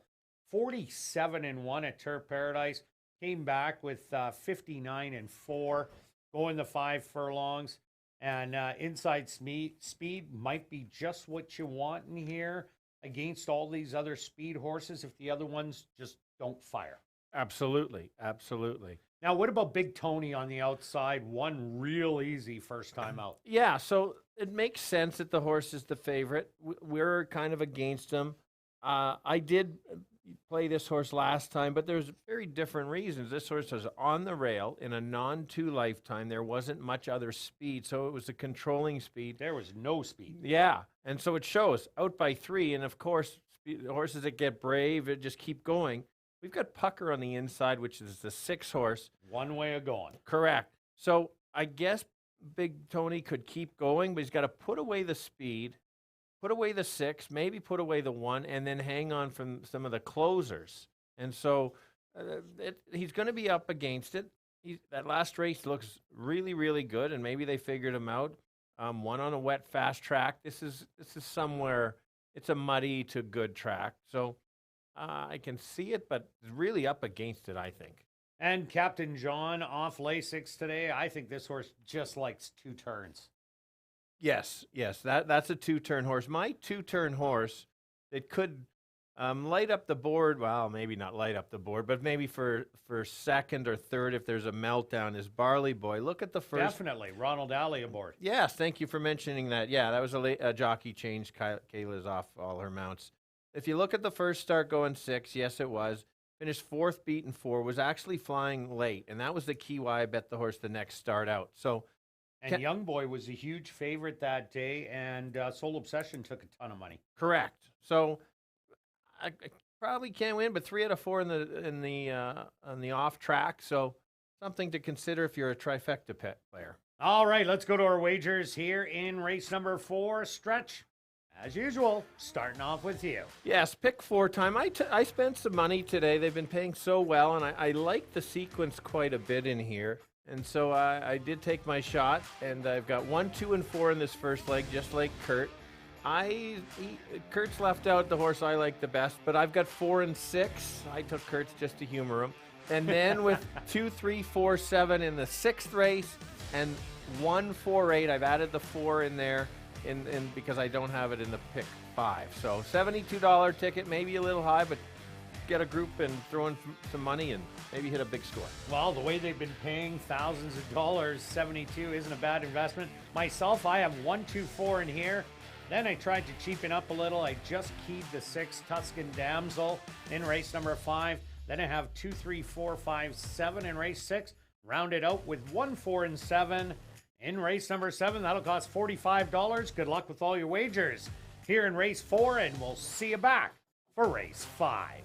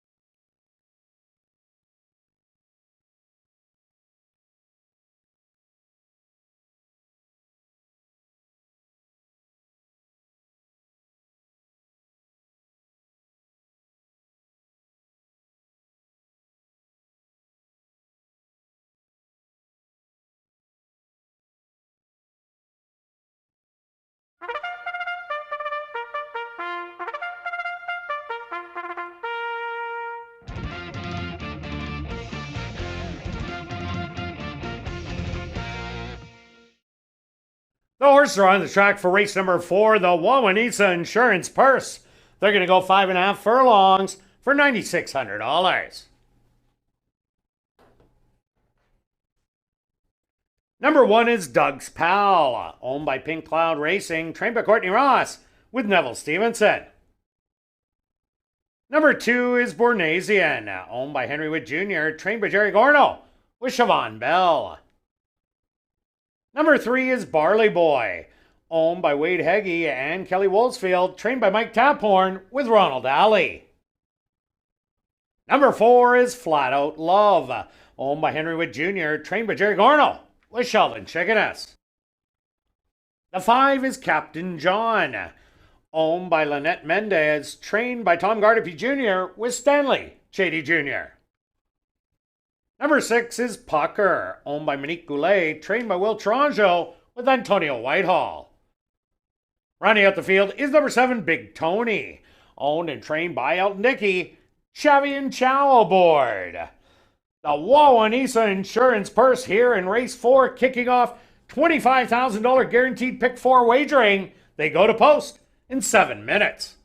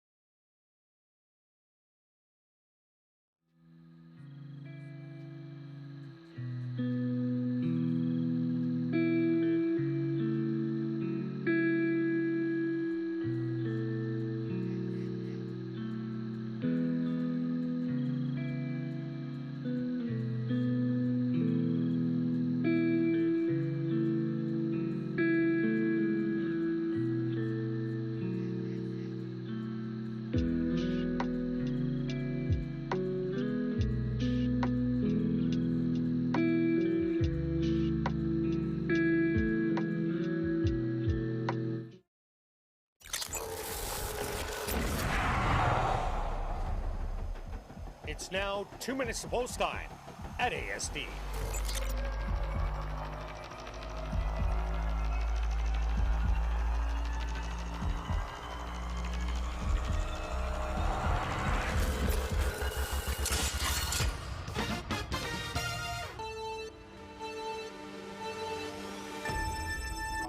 All right, race 4 going 5.5 furlongs for horses that haven't won 3 races lifetime. Always sometimes a tricky race. I've landed on the horse that's going off at 6-1. The number 2 horse, really good value for this level for sure. Tough trip last time, throw that race out. There's some races at the back that I think this horse can sit just off the pace behind the early duel. So watch for him. You won't see him right on the lead. He'll come late. The other one is the 1. He'll be on the rail, maybe make a move. And if you need a bombs away for maybe a third for a show bet, that's the 3. So I've got it 2-1-3. Kirt? Yeah, myself, I see a speed duel between the 1, 2, 6, and 7. So I went to number 4, Flat Out Love. This horse has some good closing efforts in its form at Delta Downs and even at Fauner Park. And I just think with these horses all going so fast out there, a closer's going to be able to rally from off the pace, and that is the best rally here. So I put him on top with the 2 horse as my big drop in class. So I'm 4-2. Good luck here in race 4.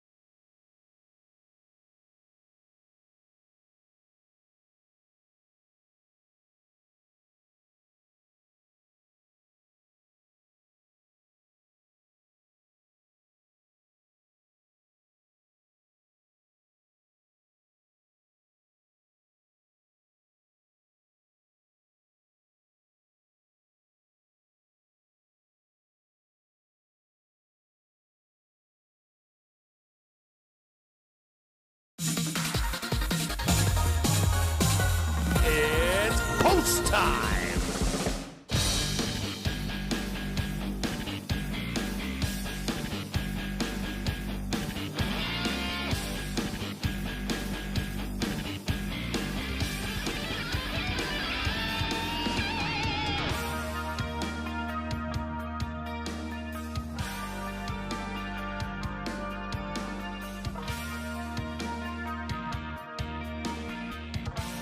Doug's pal, the first one to go in. Bornesian is in. Barley Boy will be next.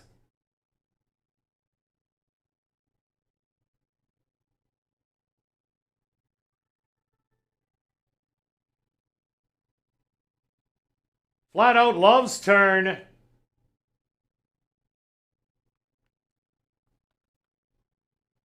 Next up, Captain John.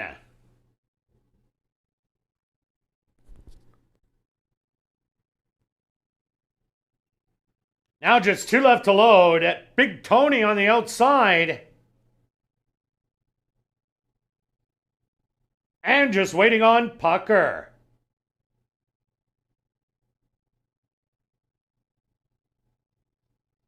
They're all set. They're at the post.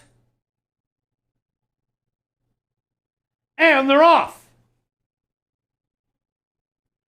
From the far outside, Big Tony shows some big early speed. Doug's pal on the inside, trying to get up close in second. Settle back in third, Bornesian. Then it's Pucker in fourth. A gap of 4 more lengths back to Barley Boy, Flat Out Love, and your trailer, Captain John. About a dozen off the early lead. The opening quarter, a quick 22 3, and Big Tony has that lead by a half a length. All out, Doug's pal to the outside. Pucker is trying to rally 3 wide on the outside. Settle back 4 more lengths is Bornesian. Barley Boy's getting it going, as is Flat Out Love. But it's Big Tony with the lead. On the far outside, Doug's pals not giving up. There's a 16th of a mile to go, and Big Tony went to the lead and is gonna take it in here. Second best is gonna be Doug's pal. A good rally for third to Barley Boy, and Pucker finish in fourth.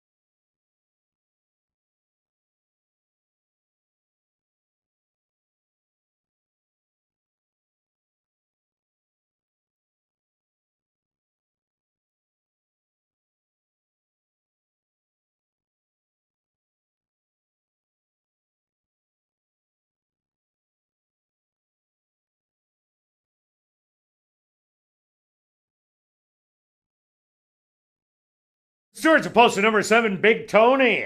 As your race winner, second goes to number 1, Doug's pal. A photograph has been called to determine the show position. They went the opening quarter 22 3, the half 46 4. Time for the 5.5 furlongs, 106 3.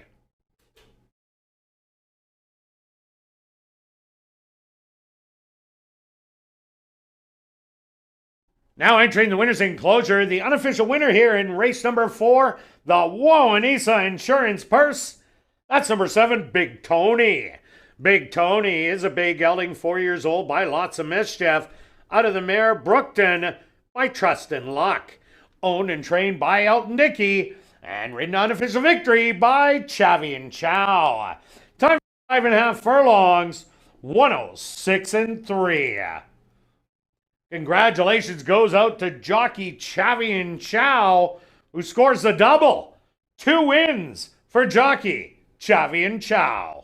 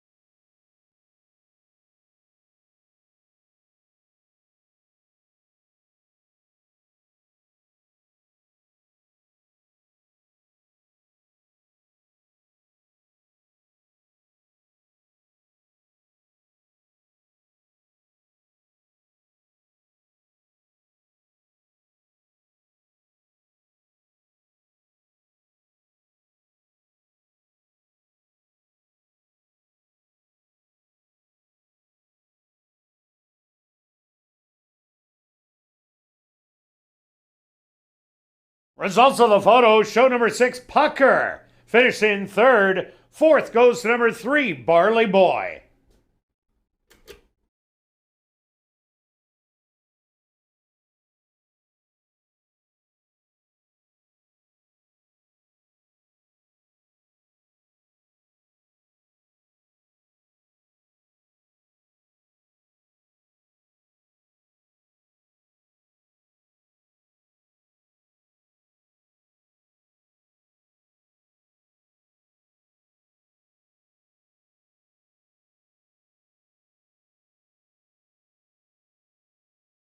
Race 4 is official in the upcoming 5th race.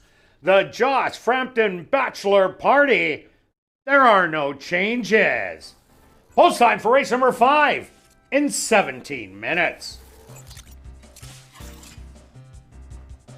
Well, be sure to check out our new player portal at asdowns.com. All the information you need on ASD Live Racing in one convenient place. Watch live racing access, free online ASD programs, expert selections, and more. Scan the QR code on the player portal ad in your program to go there now.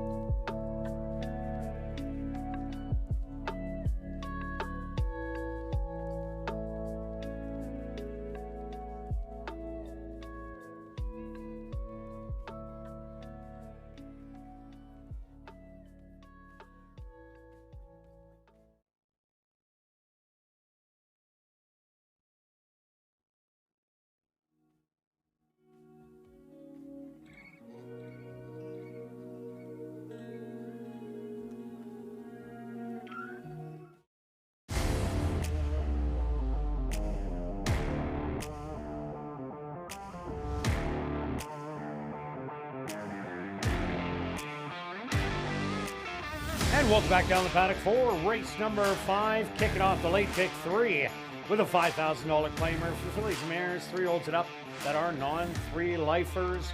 They're going to go 5.5 furlongs stretched. Well, I thought there was a 4-horse duel.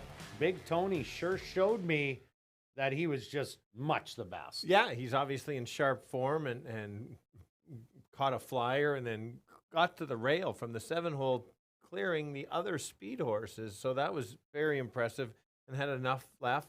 I like the move on the jockey. Chow wins back-to-back.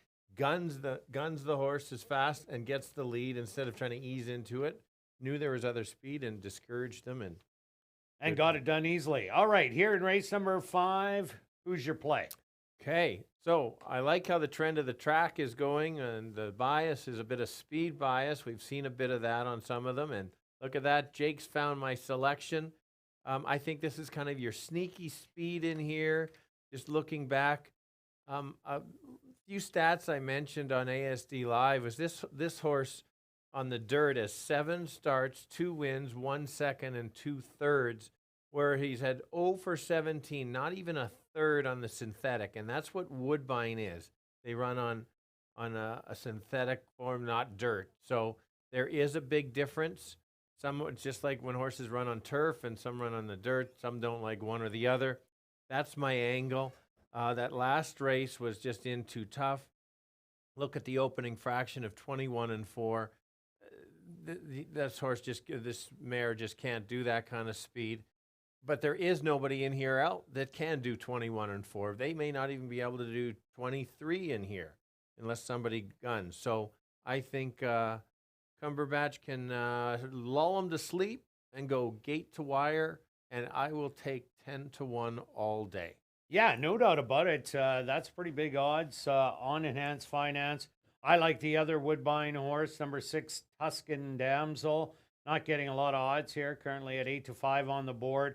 A couple nice workouts coming in. The last time it did run against number 4, Enhanced Finance, that was at Woodbine, and Tuscan Damsel got the better of Enhanced Finance, running second, and Enhanced Finance didn't run well that day. But Tuscan Damsel, I think this horse is sitting on a win. Last 3 starts of last year were all really good, running 2 seconds and a 4th place finish. Doesn't possess early speed, but has showed it in the past. And doesn't look like there's any equipment changes on this one.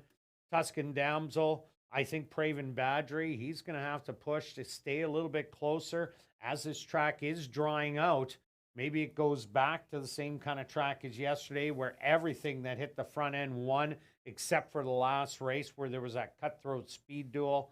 But Tuscan Damsel looks really good right there, and that's going to be my top play with Enhanced Finance to be right in there. Yeah, and so we both have the 3 listed in our top 3 picks. You have the 3 in the second pick.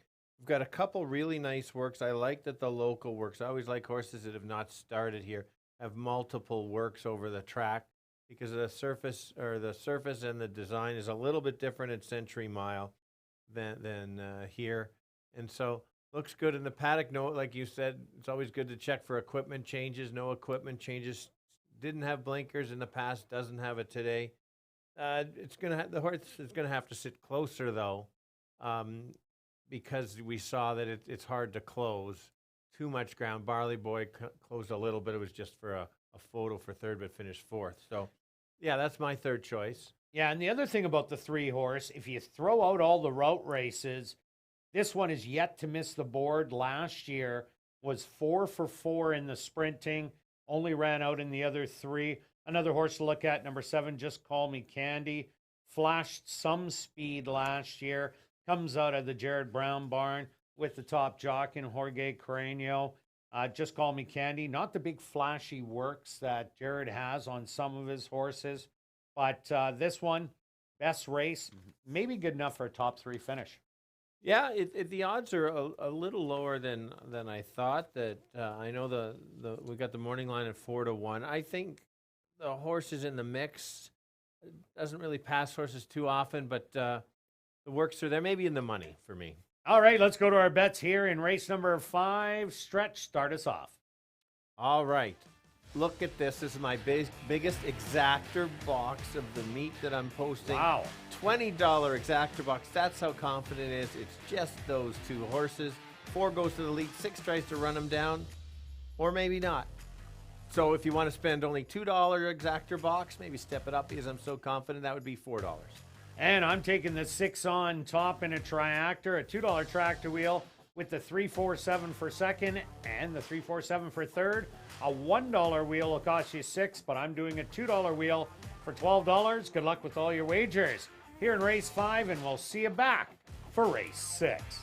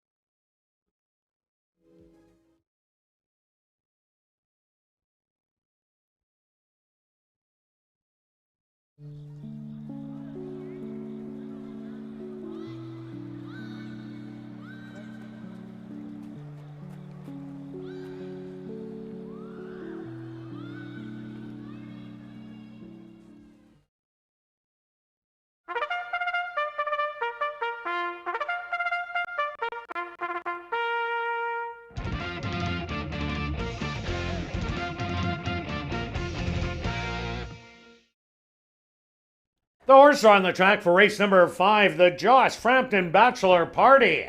They're going to go 5.5 furlongs for $9,600.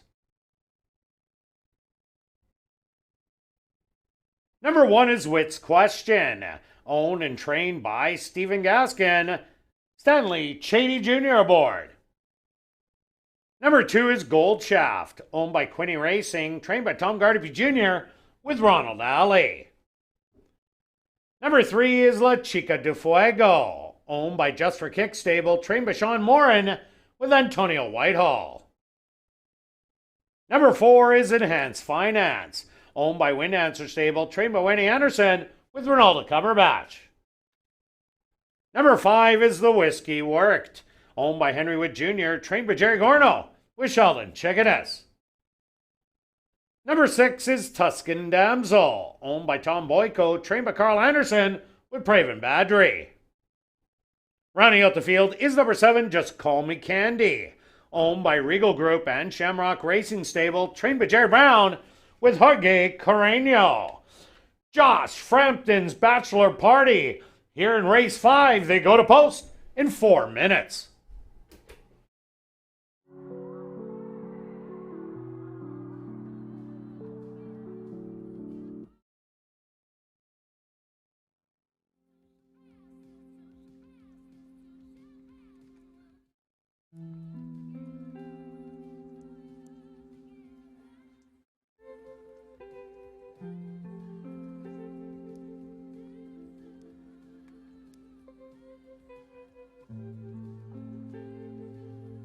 And we've drawn that winning number in Winnipeg's Ultimate Chase the Ace. The winning ticket is 0134. Once again, the winning ticket in tonight's Chase the Ace, 0134. You have 5 minutes to report to guest services on the main floor, south end.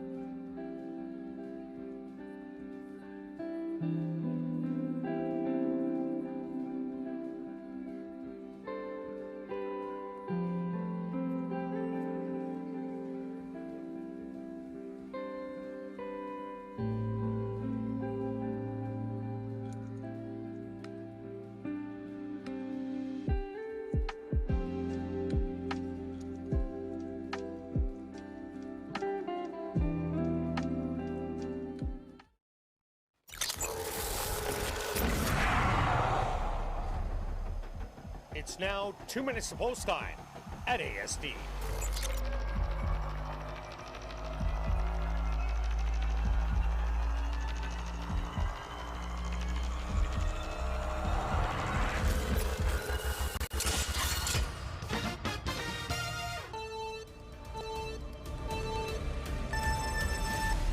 We're going 5.5 furlongs. We're going to fillies this time, non-winners of 3 lifetime. I've landed on the 4-horse going off at 5-1, which is great value. I think she can go right to the lead. She's got a couple poor races on her card, but that's on a different surface. We're back on the dirt. Last time too tough, went too fast, didn't belong. Could steal it on the front end. The big favorite is the 6, which I think is overbet a little bit, but certainly could run down my 4. I've got it 4, 6, and 3. Kirt? Yeah, Stretch, I went to number 6, Tuscan Damsel, not getting a lot of value here at 3-5. Those last 3 races at Woodbine were all good ones. Doesn't possess early speed, but has showed it on occasion to be able to sit close. So I'm going off that. Couple good workouts, but if you're looking for a horse to play at longer odds, look at number 3, La Chica de Fuego. 7-1. All the sprint races are good. The bad ones are the route races. Good luck here in race 5.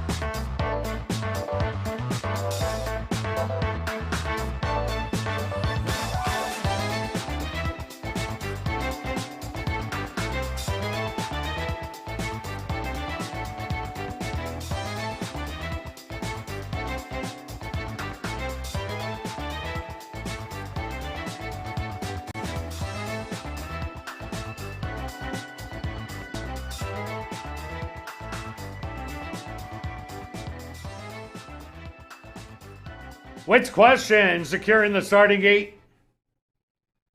As is Gold Shaft.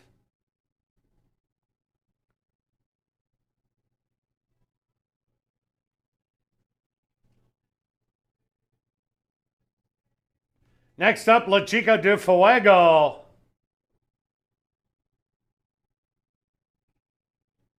From the middle, Enhanced Finance set to step in.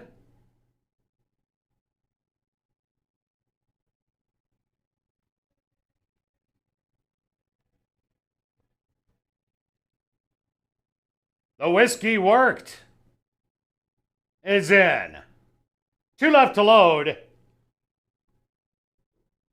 Tuscan Damsel, the current 4-5 favorite. And now just waiting on Just Call Me Candy on the outside.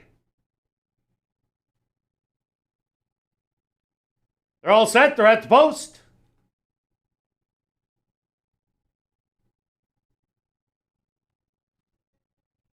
And they're off.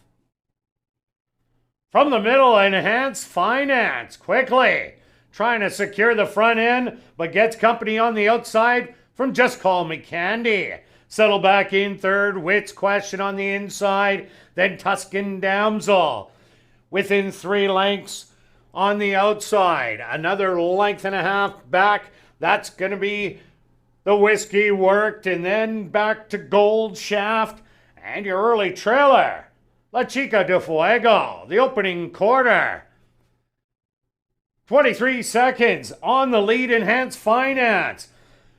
Get in trouble, Just Call Me Candy. Tuscan Damsel has now pulled the trigger 3 wide. And La Chica de Fuego from the back making up all kinds of ground. But Enhanced Finance with the lead by 2, shrinking as Tuscan Damsel now just motors on by. Tuscan Damsel inside the 16th pole. Cruise control. Gonna win by 4. Second best, Enhanced Finance, La Chica de Fuego. Finishing 3rd and 4th, the Whiskey Worked.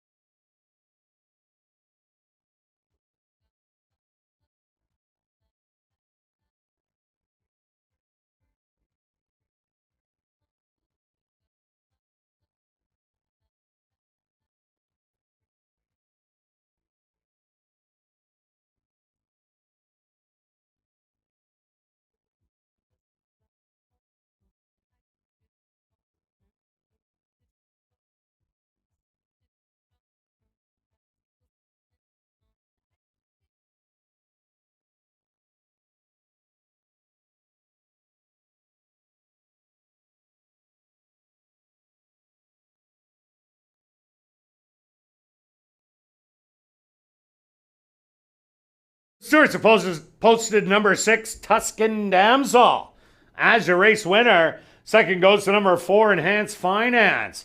Third to number 3, La Chica de Fuego. And fourth to number 5, the Whiskey Worked.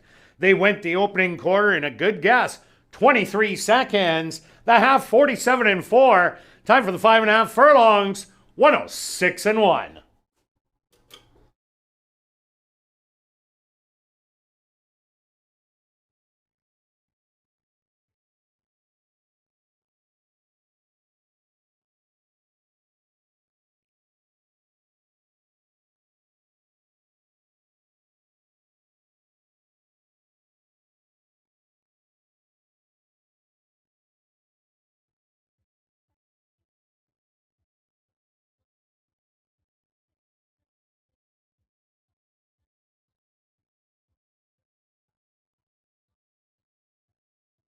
Now entering the winner's enclosure, the official winner of the Josh Frampton Bachelor Party here in race 5, that's number 6, Tuscan Damsel. Tuscan Damsel is a chestnut mare, 5 years old, by Giant Gizmo, out of the mare Roman Damsel by Roman Ruler. Owned by Tom Boyko, trained by Carl Anderson, and ridden to victory by Praven Badri. Time for the 5.5 furlongs, 106-1.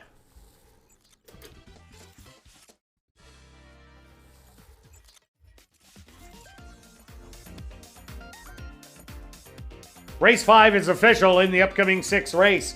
Number 4, Dictator, will not run on lay 6. Number 6, Rail Splitter, the ownership should read Wind Dancer Stable. Once again, number 4, Dictator, will not run on lay 6. Number 6, Rail Splitter, the owner, Wind Dancer Stable. Late double wagering kicking off here in race number 6.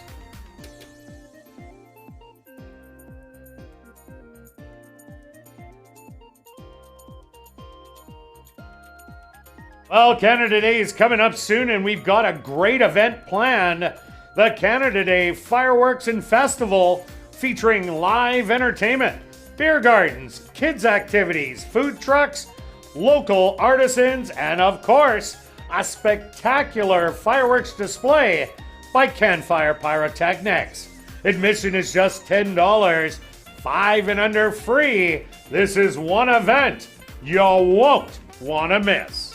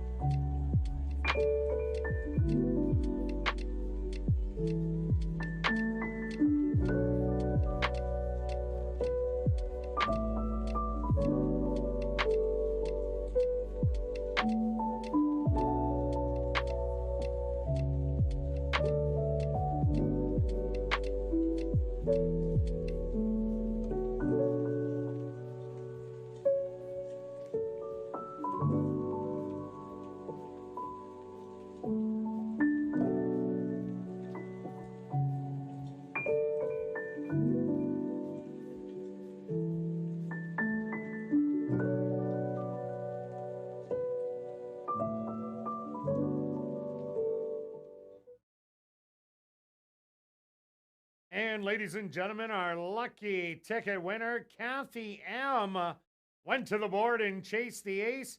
She found a joker. So she did win $100 cash, and the jackpot will keep growing in Winnipeg's ultimate Chase the Ace.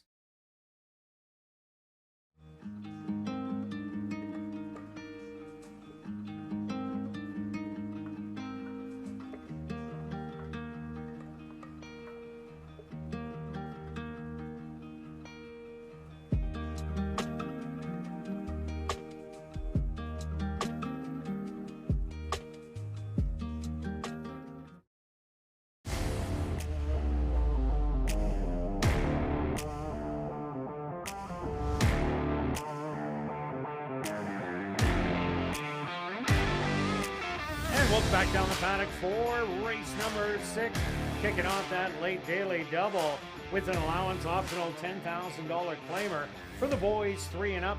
They're going to go 7.5 furlong stretch. Quick look back at race 5. Tuscan Damsel, very well meant. And when you said earlier in the card, look like a winner early, wow, she just cruised around that turn and you knew it was just a matter of when she was going by. Yeah, for sure. Clearly took to the dirt, which was a good sign. The figures were there. You just was a matter of could it take to the dirt, and absolutely did from Woodbine.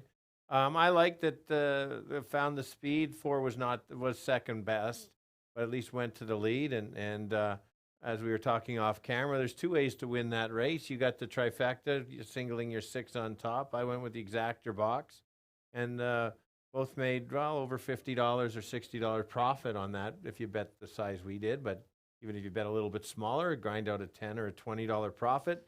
Never a bad thing. Never a bad thing when you say the word profit. Yes. All right, on to race number 6. We stretch it out in here. 7.5 furlongs and a whole bunch of speed. It is, yeah. We're getting 7.5, so it's a little longer to get to the first turn. It is a little bit different. We've seen sometimes the 7 furlongs they gun, but there is just so much speed in here. I'm going to go with a closer again, and that's the 2-horse, Uncle Moe's Cat. You really have to look between the lines and understand a few things. Last time the race was only 5 furlongs. Horse doesn't like going short very much. 2 back went to the lead, and I don't think that's the right running style. When I did the figures, it went way too fast for this type of horse. Then you get back to another Oaklawn Park horse. Remember, we've seen one win already today. Come off the pace and win big. And so that's how I see this horse winning the race. This horse can't go to the lead with some of these other speed balls. So I'm pretty sure Chady's just going to sit back and try to pick up the pieces late. 5-2 is about the price I figured I'd get. With the right trip, should pass him late. Yeah, with all the speed, you have Gooch's Express. I don't know if it has the kind of speed as a lot of these others, but it does have the inside, so they might send House Limit has speed for sure, Dictator, Himmelstein, Rail Splitter. So the middle, 3, 4, 5, and 6 are all speed. Moz Mischief isn't. So this could be quite the battle. I like Uncle Moe's Cat also. Just to add on, they're adding a tongue tie on today, and that could definitely change things. And a really sharp workout coming in, 47-4. That's the same kind of workout that Burrow Down had. that crushed him in the Chantilly in race number 3 coming from Oaklawn. Uncle Mo, not a sprinter, gets to stretch it out, run at some speed. So yeah, I like it too. But I also like the 3 House Limit. Here's a horse that's been rocketing in the morning, couple half miles, 48-3, and recently 48 flat. Went to the lead last time out, got caught late by a repeat winner. Perfect comeback. But I like that race 3 outs ago, the first level allowance at Turf Paradise, where the horse sat 7th and made a nice rally down the lane for a 3rd, beaten 2 lengths. Has one lower down in the program, sitting 4th behind My Cowboy. And My Cowboy was a winner in our first 7 furlong race, going wire to wire. So House Limit, I think this one, big chance, as long as he can get down, grab the rail, and get in a stalking position. Yeah, you called that's the race that he needs to run. My other closer was the 7. I know the horse has not run this year. Just again, race shape. The horse was working out in Fauner Park, so maybe it's not top-notch shape, but this horse is a classy horse. 10,000 is actually a little bit lower than this horse has been really running in. Was in the Gold Cup and Manitoba Mile. Yes, it didn't win, but that's the best horses on the grounds. So being in Fauner, would have been on the racetrack, trying to get in shape. This horse certainly belongs at this level. Maybe it's a tightener for down the road, but could be closing late to at least to pick up some pieces. Yeah, for sure. Dictator, the 4 horse. This horse ran a good second place effort. That was a race that My Cowboy and Dictator, they just ran around the racetrack together. Off Lasix today. And this one has only one way of going. That's to the front. Catch me if you can. But to throw in another horse, number 5, Himmelstein. Here's a horse that has speed going around 2 turns, but has 6 furlong speed that a lot of these ones don't.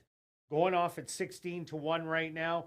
Track has been playing speedy, so maybe Himmelstein might be able to fool him if it gets out to the front end and just keeps on going. Yeah, that's a good point. If you're looking newer to racing, you're looking for ones to see who the speed is. Check the distance. It's a very different speed if you're 5 furlongs, 5.5 as compared to a mile. So really pay attention to that. That's a good point. It's going to be a bit of a guess around 2 turns. Whereas Tampa's 7 furlongs is a 1-turn 7 furlong. So it is a little bit different. So we'll see if the horse can handle it. But, 19-1 now. They're going away from your hinting on the 5 there, Kirt. Well, the opposite. They can go away. I kind of like 19-1 if I can ever get it. Oh, you might as well talk about the Gooch. The Gooch, yes. If you followed along last year, Gooch is one of my favorite horses. Thank you for letting me speak about the Gooch. He needed a race last time. He's in a bit of a tough spot in here, but he's going to have to sit just behind the pace. And who knows? He's a very game horse. That's one thing I do like about him. Maybe up against it, but the right trip. There's some races at the bottom there that show that he can win. He's paid some nice prices, 6-1 and 5-1, which obviously I had him in those days. So careful with the Gooch. At 19-1, you can't let the Gooch go off at 19-1. And the other horse we didn't talk about, number 6, Rail Splitter. Here's a horse that was claimed out of an 8,000 non-2 of the year, or non-2 lifer, non-3 lifer.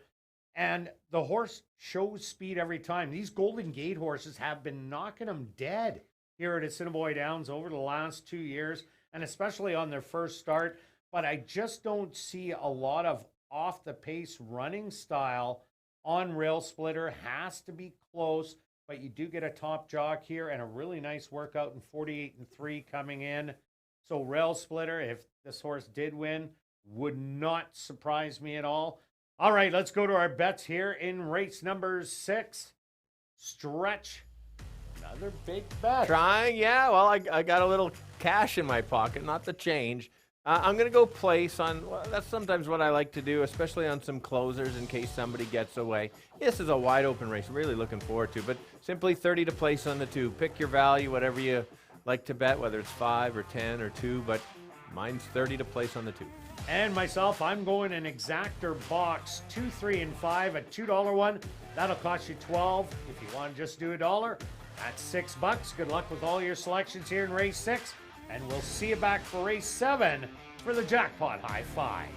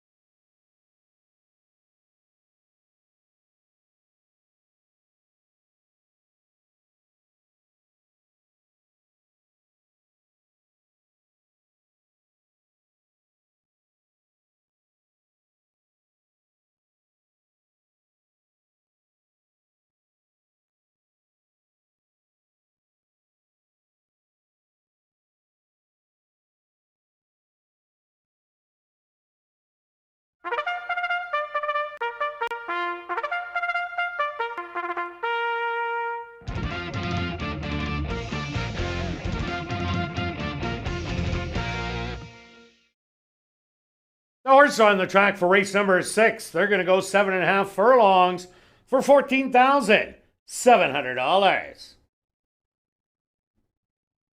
Number 1 is Gooch Express, owned by Wind Dancer Stable, trained by Winnie Anderson, with Lionel Camacho Flores. Number 2 is Uncle Mo's Cat, owned by Murray Duncan and the estate of Gerald B. Stewart, trained by Murray Duncan, with Stanley Chady Jr. Number 3 is House Limit, owned by John Gannis, trained by Jared Brown, with Antonio Whitehall. Number 4 is Dictator, owned by Black Diamond Racing Stable, Lynn White and Jerry Geddes, trained by Tom Gardaby Jr., with Ronald Alley. Number 5 is Himmelstein, owned by Goose Racing, trained by Shelley Brown, with Leroy Nelson. Number 6 is Rail Splitter, owned by Wind Dancer Stable, trained by Winnie Anderson, with Jorge Carreño.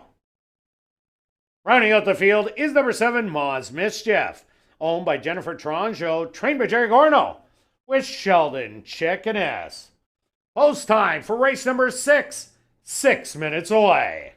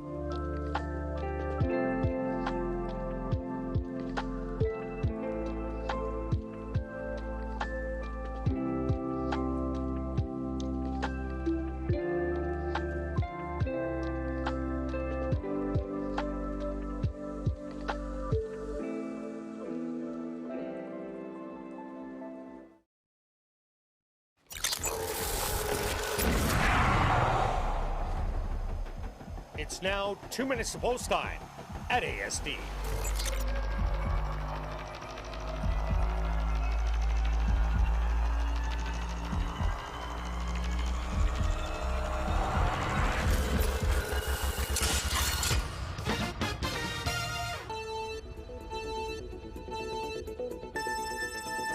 Okay, this race is stretched around 2 turns. Yes, 7.5 furlongs at ASD is 2 turns. I've landed on the 2-horse, which is the second choice here. Looking at the closers in the race, I think there is so much early pace that Uncle Mo's Cat can just sit just off and then pounce late, take over. The second choice, or the favorite that's currently the 7-1, which is my second choice, also is a closer. So if we get that duel, it's pretty much coming 2 and 7. If somebody gets loose, maybe that might be the 4. That's who they might have to beat late. But I've got it 2-7-4. Kirt? Yeah, Stretch, I'm with you with the pile of speed that could emerge in here. Uncle Mo's Cat, a really sharp workout coming in. Also the addition of a tongue tie. I think he's a big play, but I also like number 3, House Limit. This horse has shown that it's able to come off the pace, should get great positioning in here if he doesn't go to the lead and get a good stalking trip. So I'm going 2 and 3. If you like bombs away, maybe the 5. Good luck here in race 6.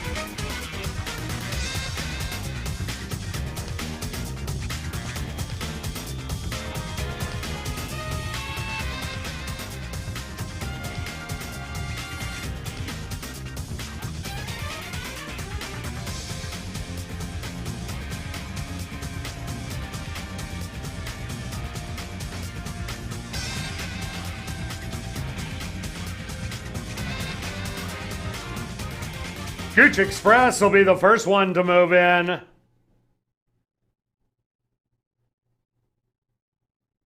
Next up, Uncle Mo's Cat.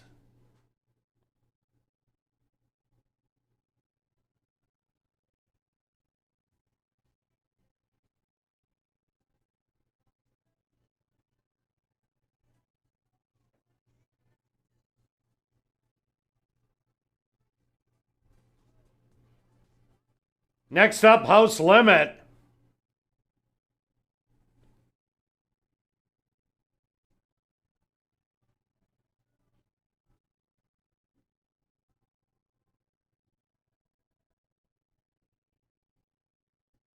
Dictator. He's going to find his spot in the middle.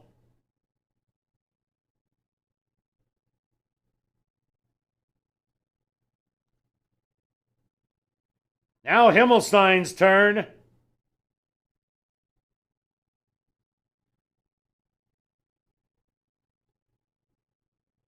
Two left to load. Rail Splitter.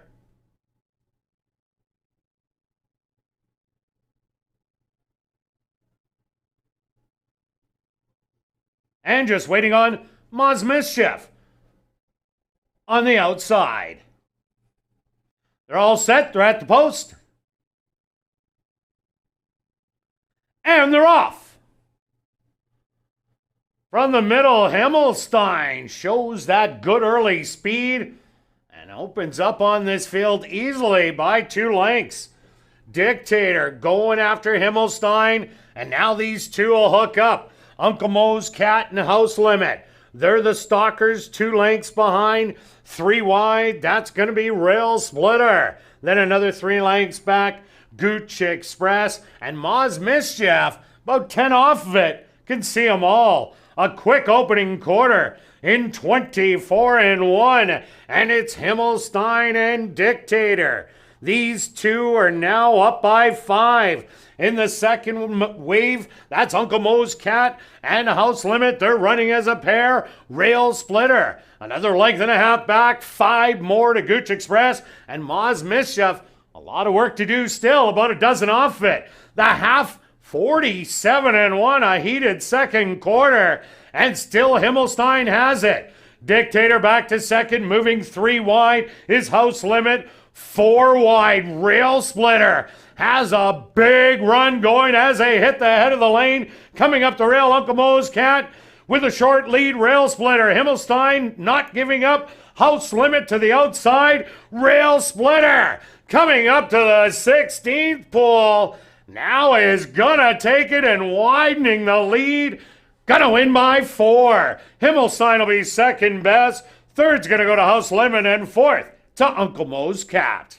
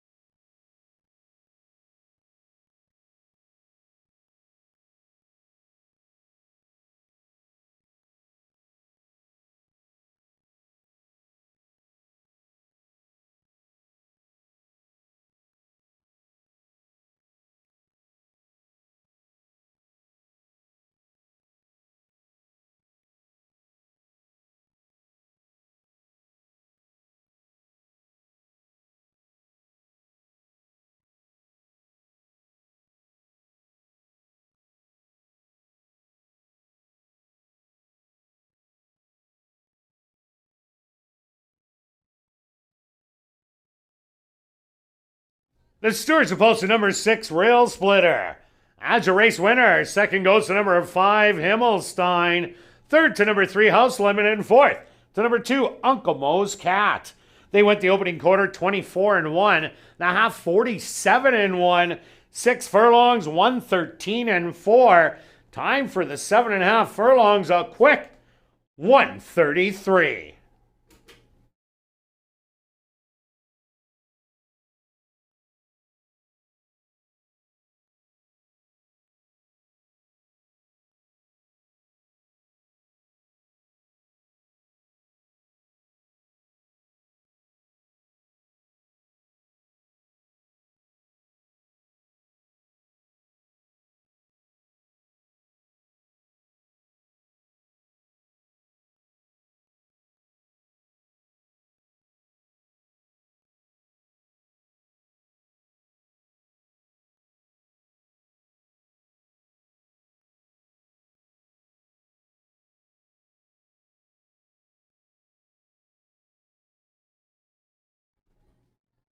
Now entering the winner's enclosure, the official winner here in race 6, that's number 6, Rail Splitter.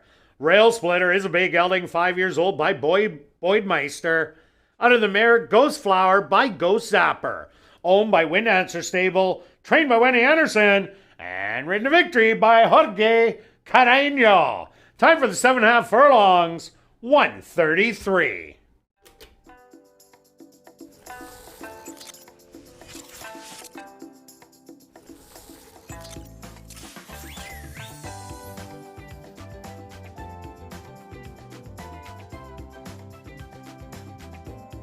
Race 6 is official in the upcoming 7th race. Jackpot High Five Wagering. There are no changes. Post time for race number 7 in 17 minutes. Well, after the final race, be sure to head up to the clubhouse where our popular Crazy Hour kicks in. Beer, shots, and wine for just $3.95, as well as half-price appetizers, plus 140 VLTs ready for action until 1 a.m.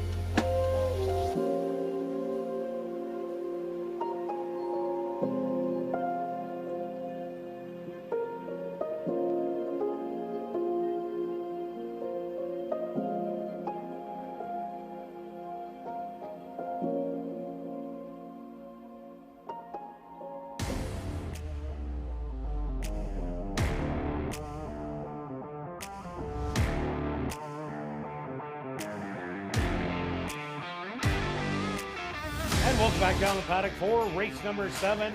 Jackpot high five time for this $5,000 claimer. The 3-year-olds and up that are non-2 lifers. They're going to go the 5.5 furlong distance.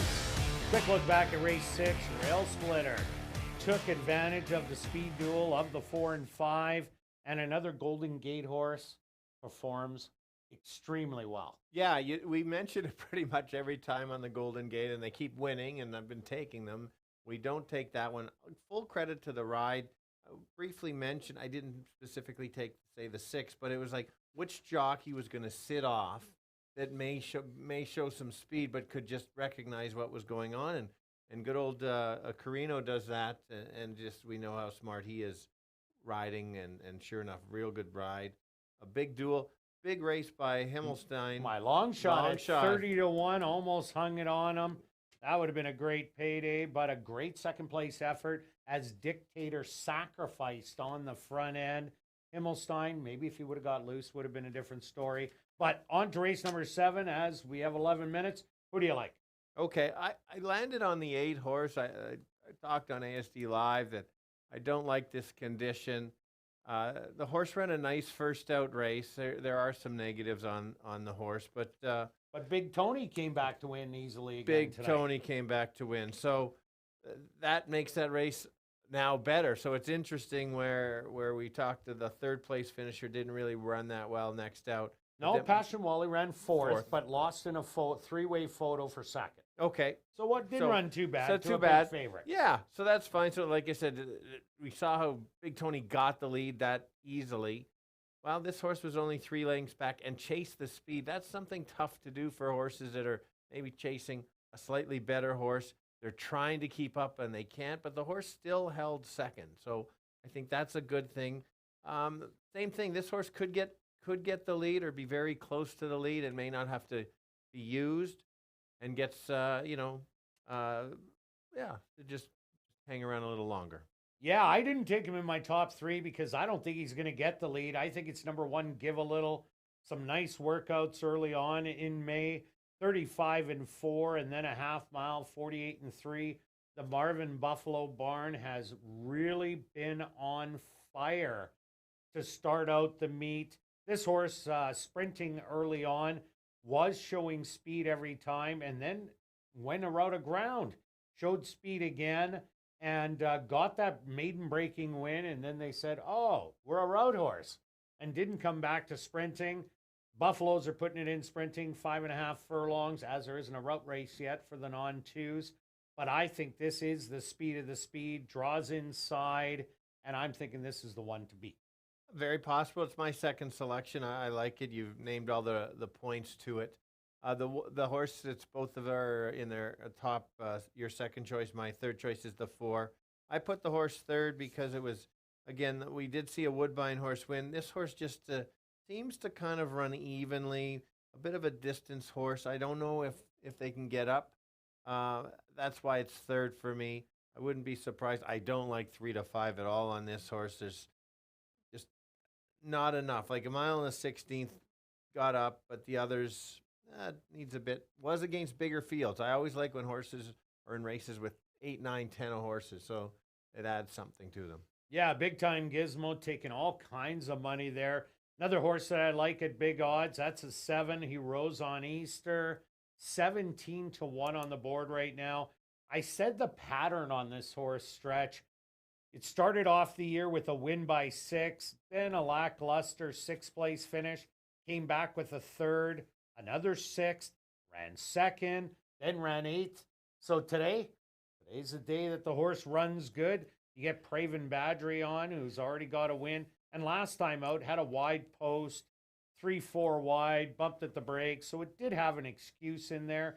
Not a bad workout, 5 furlongs, 102 and 4. These are non-2 lifers, and I'm really liking the price right now. Yeah, for sure. Yeah, a couple of real nice works, especially that last 5 furlong work. Mentioned I like horses that work a few times over the track. And then I am going to mention a horse in here that frustrated us all last year, and that's taking the night train. Oh, man. I always got that name wrong, taking the A train or something, but taking the night train made some good moves. Like you selected him in that very first race and ran big at 66 to 1, and then The next couple ran some Yeah, and decent then we races. loved it next Next time. time run second. Oh. It's just a crushing that. He's 14-1. He did run well. The reason I mentioned is one of his better races was his first race out, and then kind of declined a bit and didn't want to win. But there's a long shot for third or fourth. Yeah, he needs 2 turns, I think. Another one to look at, number 5, Ben Roy. This horse, terrible break out of the gate. Going 5 furlongs when you don't get out of there, you're hard pressed to get going. Was well back in the field, beaten by a lot that are back in here. But this is a horse that tried all year last year, 4 for 10 in the money. So Ben Roy, definitely throw this one in your tries and supers. Let's go to our wagers here in race 7. Stretch, what do you got? Whoa, okay, I see what yours got. So, all right, so we know this is a tricky condition. I feel I've got it kind of down to one or the other to win it, and then I knew the Woodbine horse, the 4 horse, could be closing a little bit late. So it's a trifecta wheel, 1-8 with 1-4-8, and my favorite is Hit the All on the bottom, and you're hearing me yell. That's usually because a long shot is getting up for third to make it pay. So that costs $28. You can spend different denominations, even as low as 20 cents on the try and cheapen it up. Yeah, and it's just over $5 for that. Myself, I'm going 40 to win on the 1. I think this is a speed that's going to get away. Going the 5.5 furlongs. So that's my wager. Good luck with all your wagers here in race number 7. And racing again tomorrow. See you back here, 6:45 Central for ASD Live.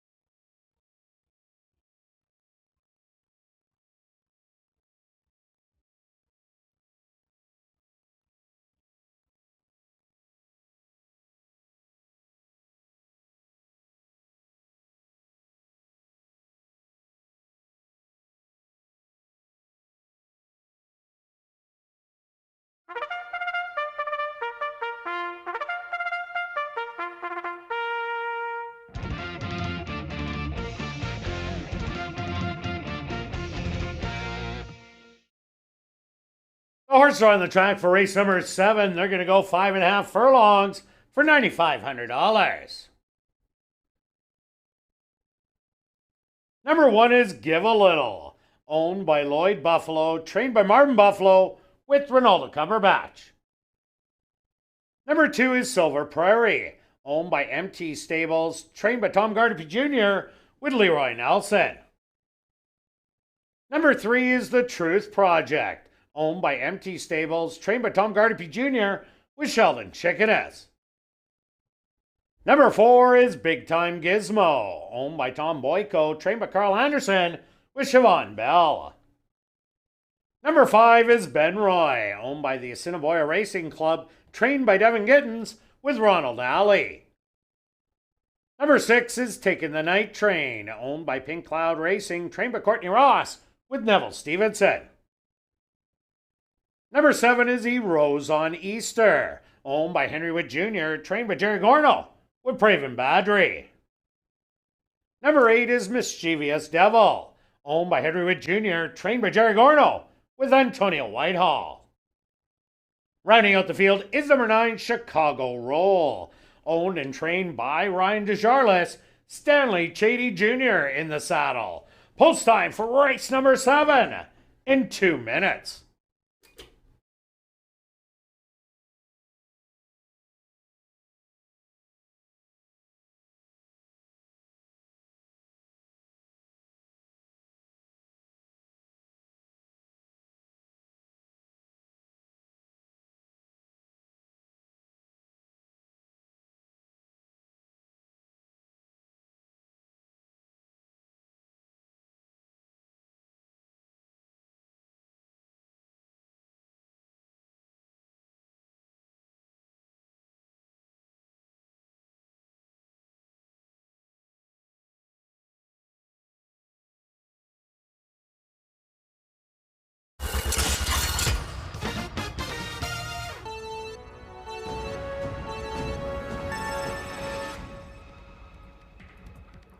Okay, here we go. 5.5 furlongs. Horses that have not won 2 lifetime. This is a tricky condition. We got a big field of 9. I've landed on the 8, going off at a very nice price of 5-1.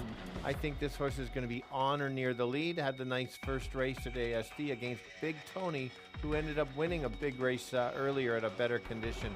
Others to consider is the 1 suddenly is now the favorite. Took a big bunch of cash, but it's wide open for 3rd and 4th. So I'll go 8-1-4. Kirt?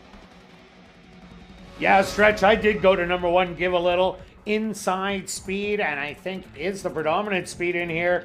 Play Catch Me If You Can, and I just think he's going to get loose. I do like Big Time Gizmo, but I like a long shot. Number 7, He Rose on Easter, 17-1 on the board. This will be a horse that will be a deep closer in the race. Another one out of the Jerry Gorno barn. But watch for him to fly late. I really like the 1. Give a Little. Good luck here in race 7.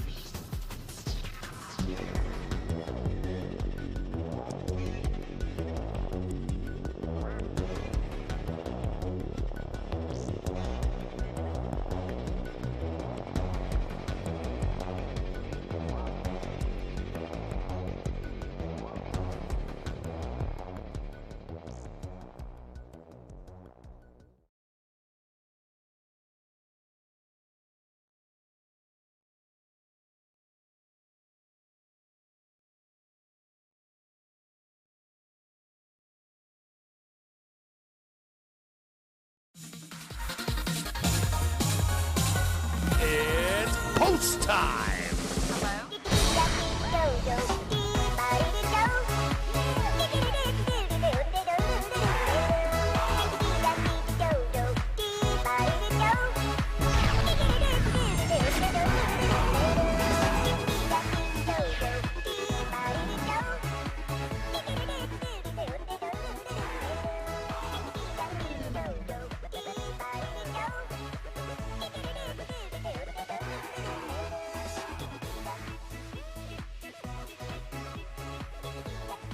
Give a Little, the current 8-5 favorite, first into the starting gate. Silver Prairie steps in. Next up, the Truth Project.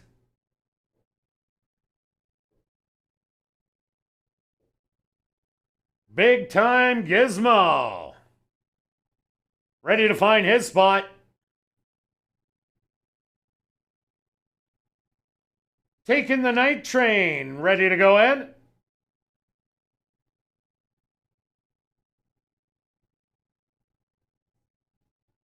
Next up, Heroes on Easter. This is a quick load. Mischievous Devil. Now just 2 left to load. Chicago Roll on the outside. And just waiting on Benroy in the middle.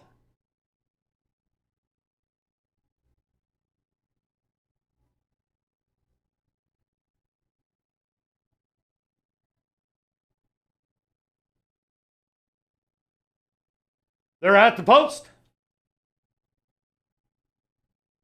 And they're off. Breaking a little slow was Taking the Night Train. Quickly, the Truth Project goes out to get the early lead. Give a Little, putting on the pressure on the inside. Mischievous Devil settled back in third with Chicago Roll on the outside in fourth. A gap of 3 lengths back. That's going to be Big Time Gizmo. 3 more back to Heroes on Easter with Benroy. And the early trailer will be Silver Prairie. 23 seconds the opening quarter. And the Truth Project is loving the lead by 4. Making a bold move. 4 wide. Big Time Gizmo is going right after him. Give a Little. In between horses, they hit the head of the lane. It's the Truth Project. Big Time Gizmo has all the late run here. Give a Little in battling for second, but Big Time Gizmo is gonna win by 4. Give a Little will be second best. The Truth Project in third. Fourth to Taking the Night Train, and fifth to Benroy.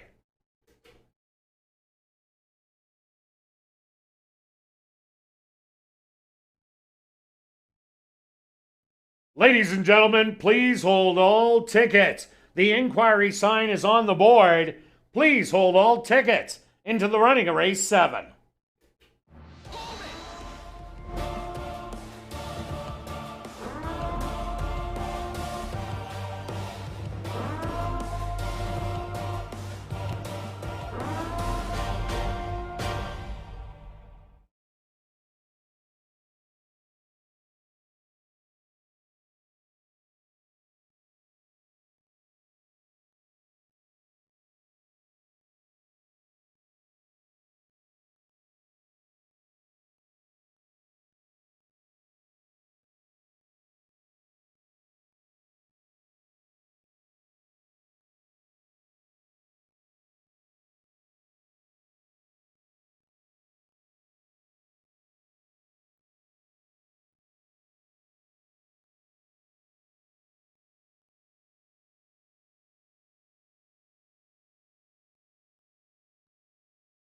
The Stewart's opposed to number 4, Big Time Gizmo as your race winner. Second goes to number 1, Give a Little. Third to number 3, The Truth Project.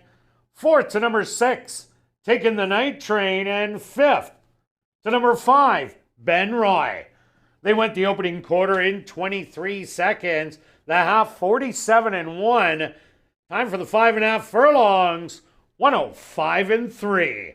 Once again, ladies and gentlemen, please hold all tickets as there's a Stewart's inquiry into the running of race 7.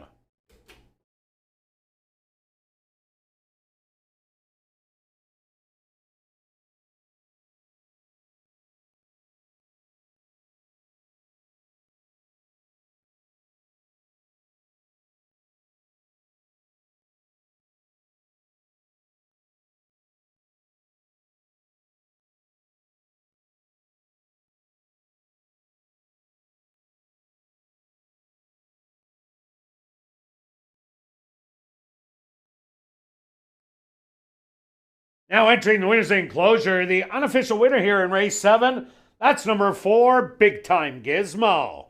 Big Time Gizmo is a chestnut horse, 5 years old, by Giant Gizmo, out of the mare Colson's Hill by Alumni Hall. Owned by Tom Boyko, trained by Carl Anderson, and ridden to unofficial victory by Siobhan Bell. Time for the 5.5 furlongs, 105 in 3. Congratulations goes out to trainer Carl Anderson, who scores the double. 2 wins for trainer Carl Anderson.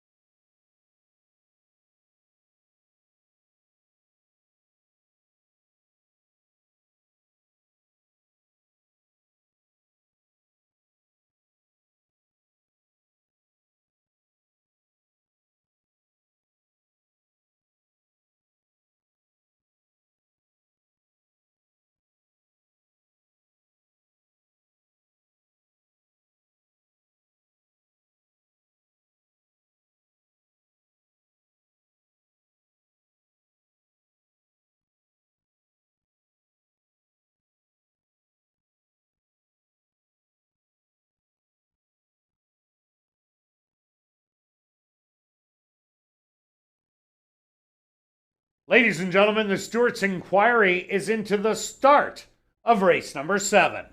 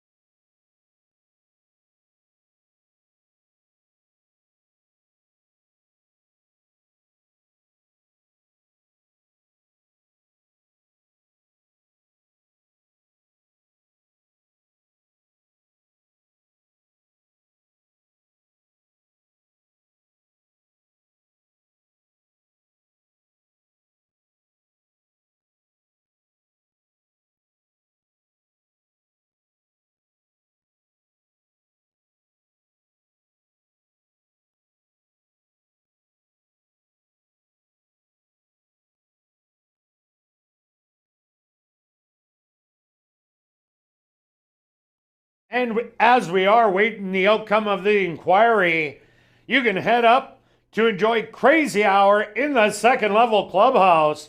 Beer, shots, and wine, just $3.95, and half-price appetizers. Racing does resume tomorrow, Wednesday at 7:30. See you then. Now head up to the clubhouse for Crazy Hour.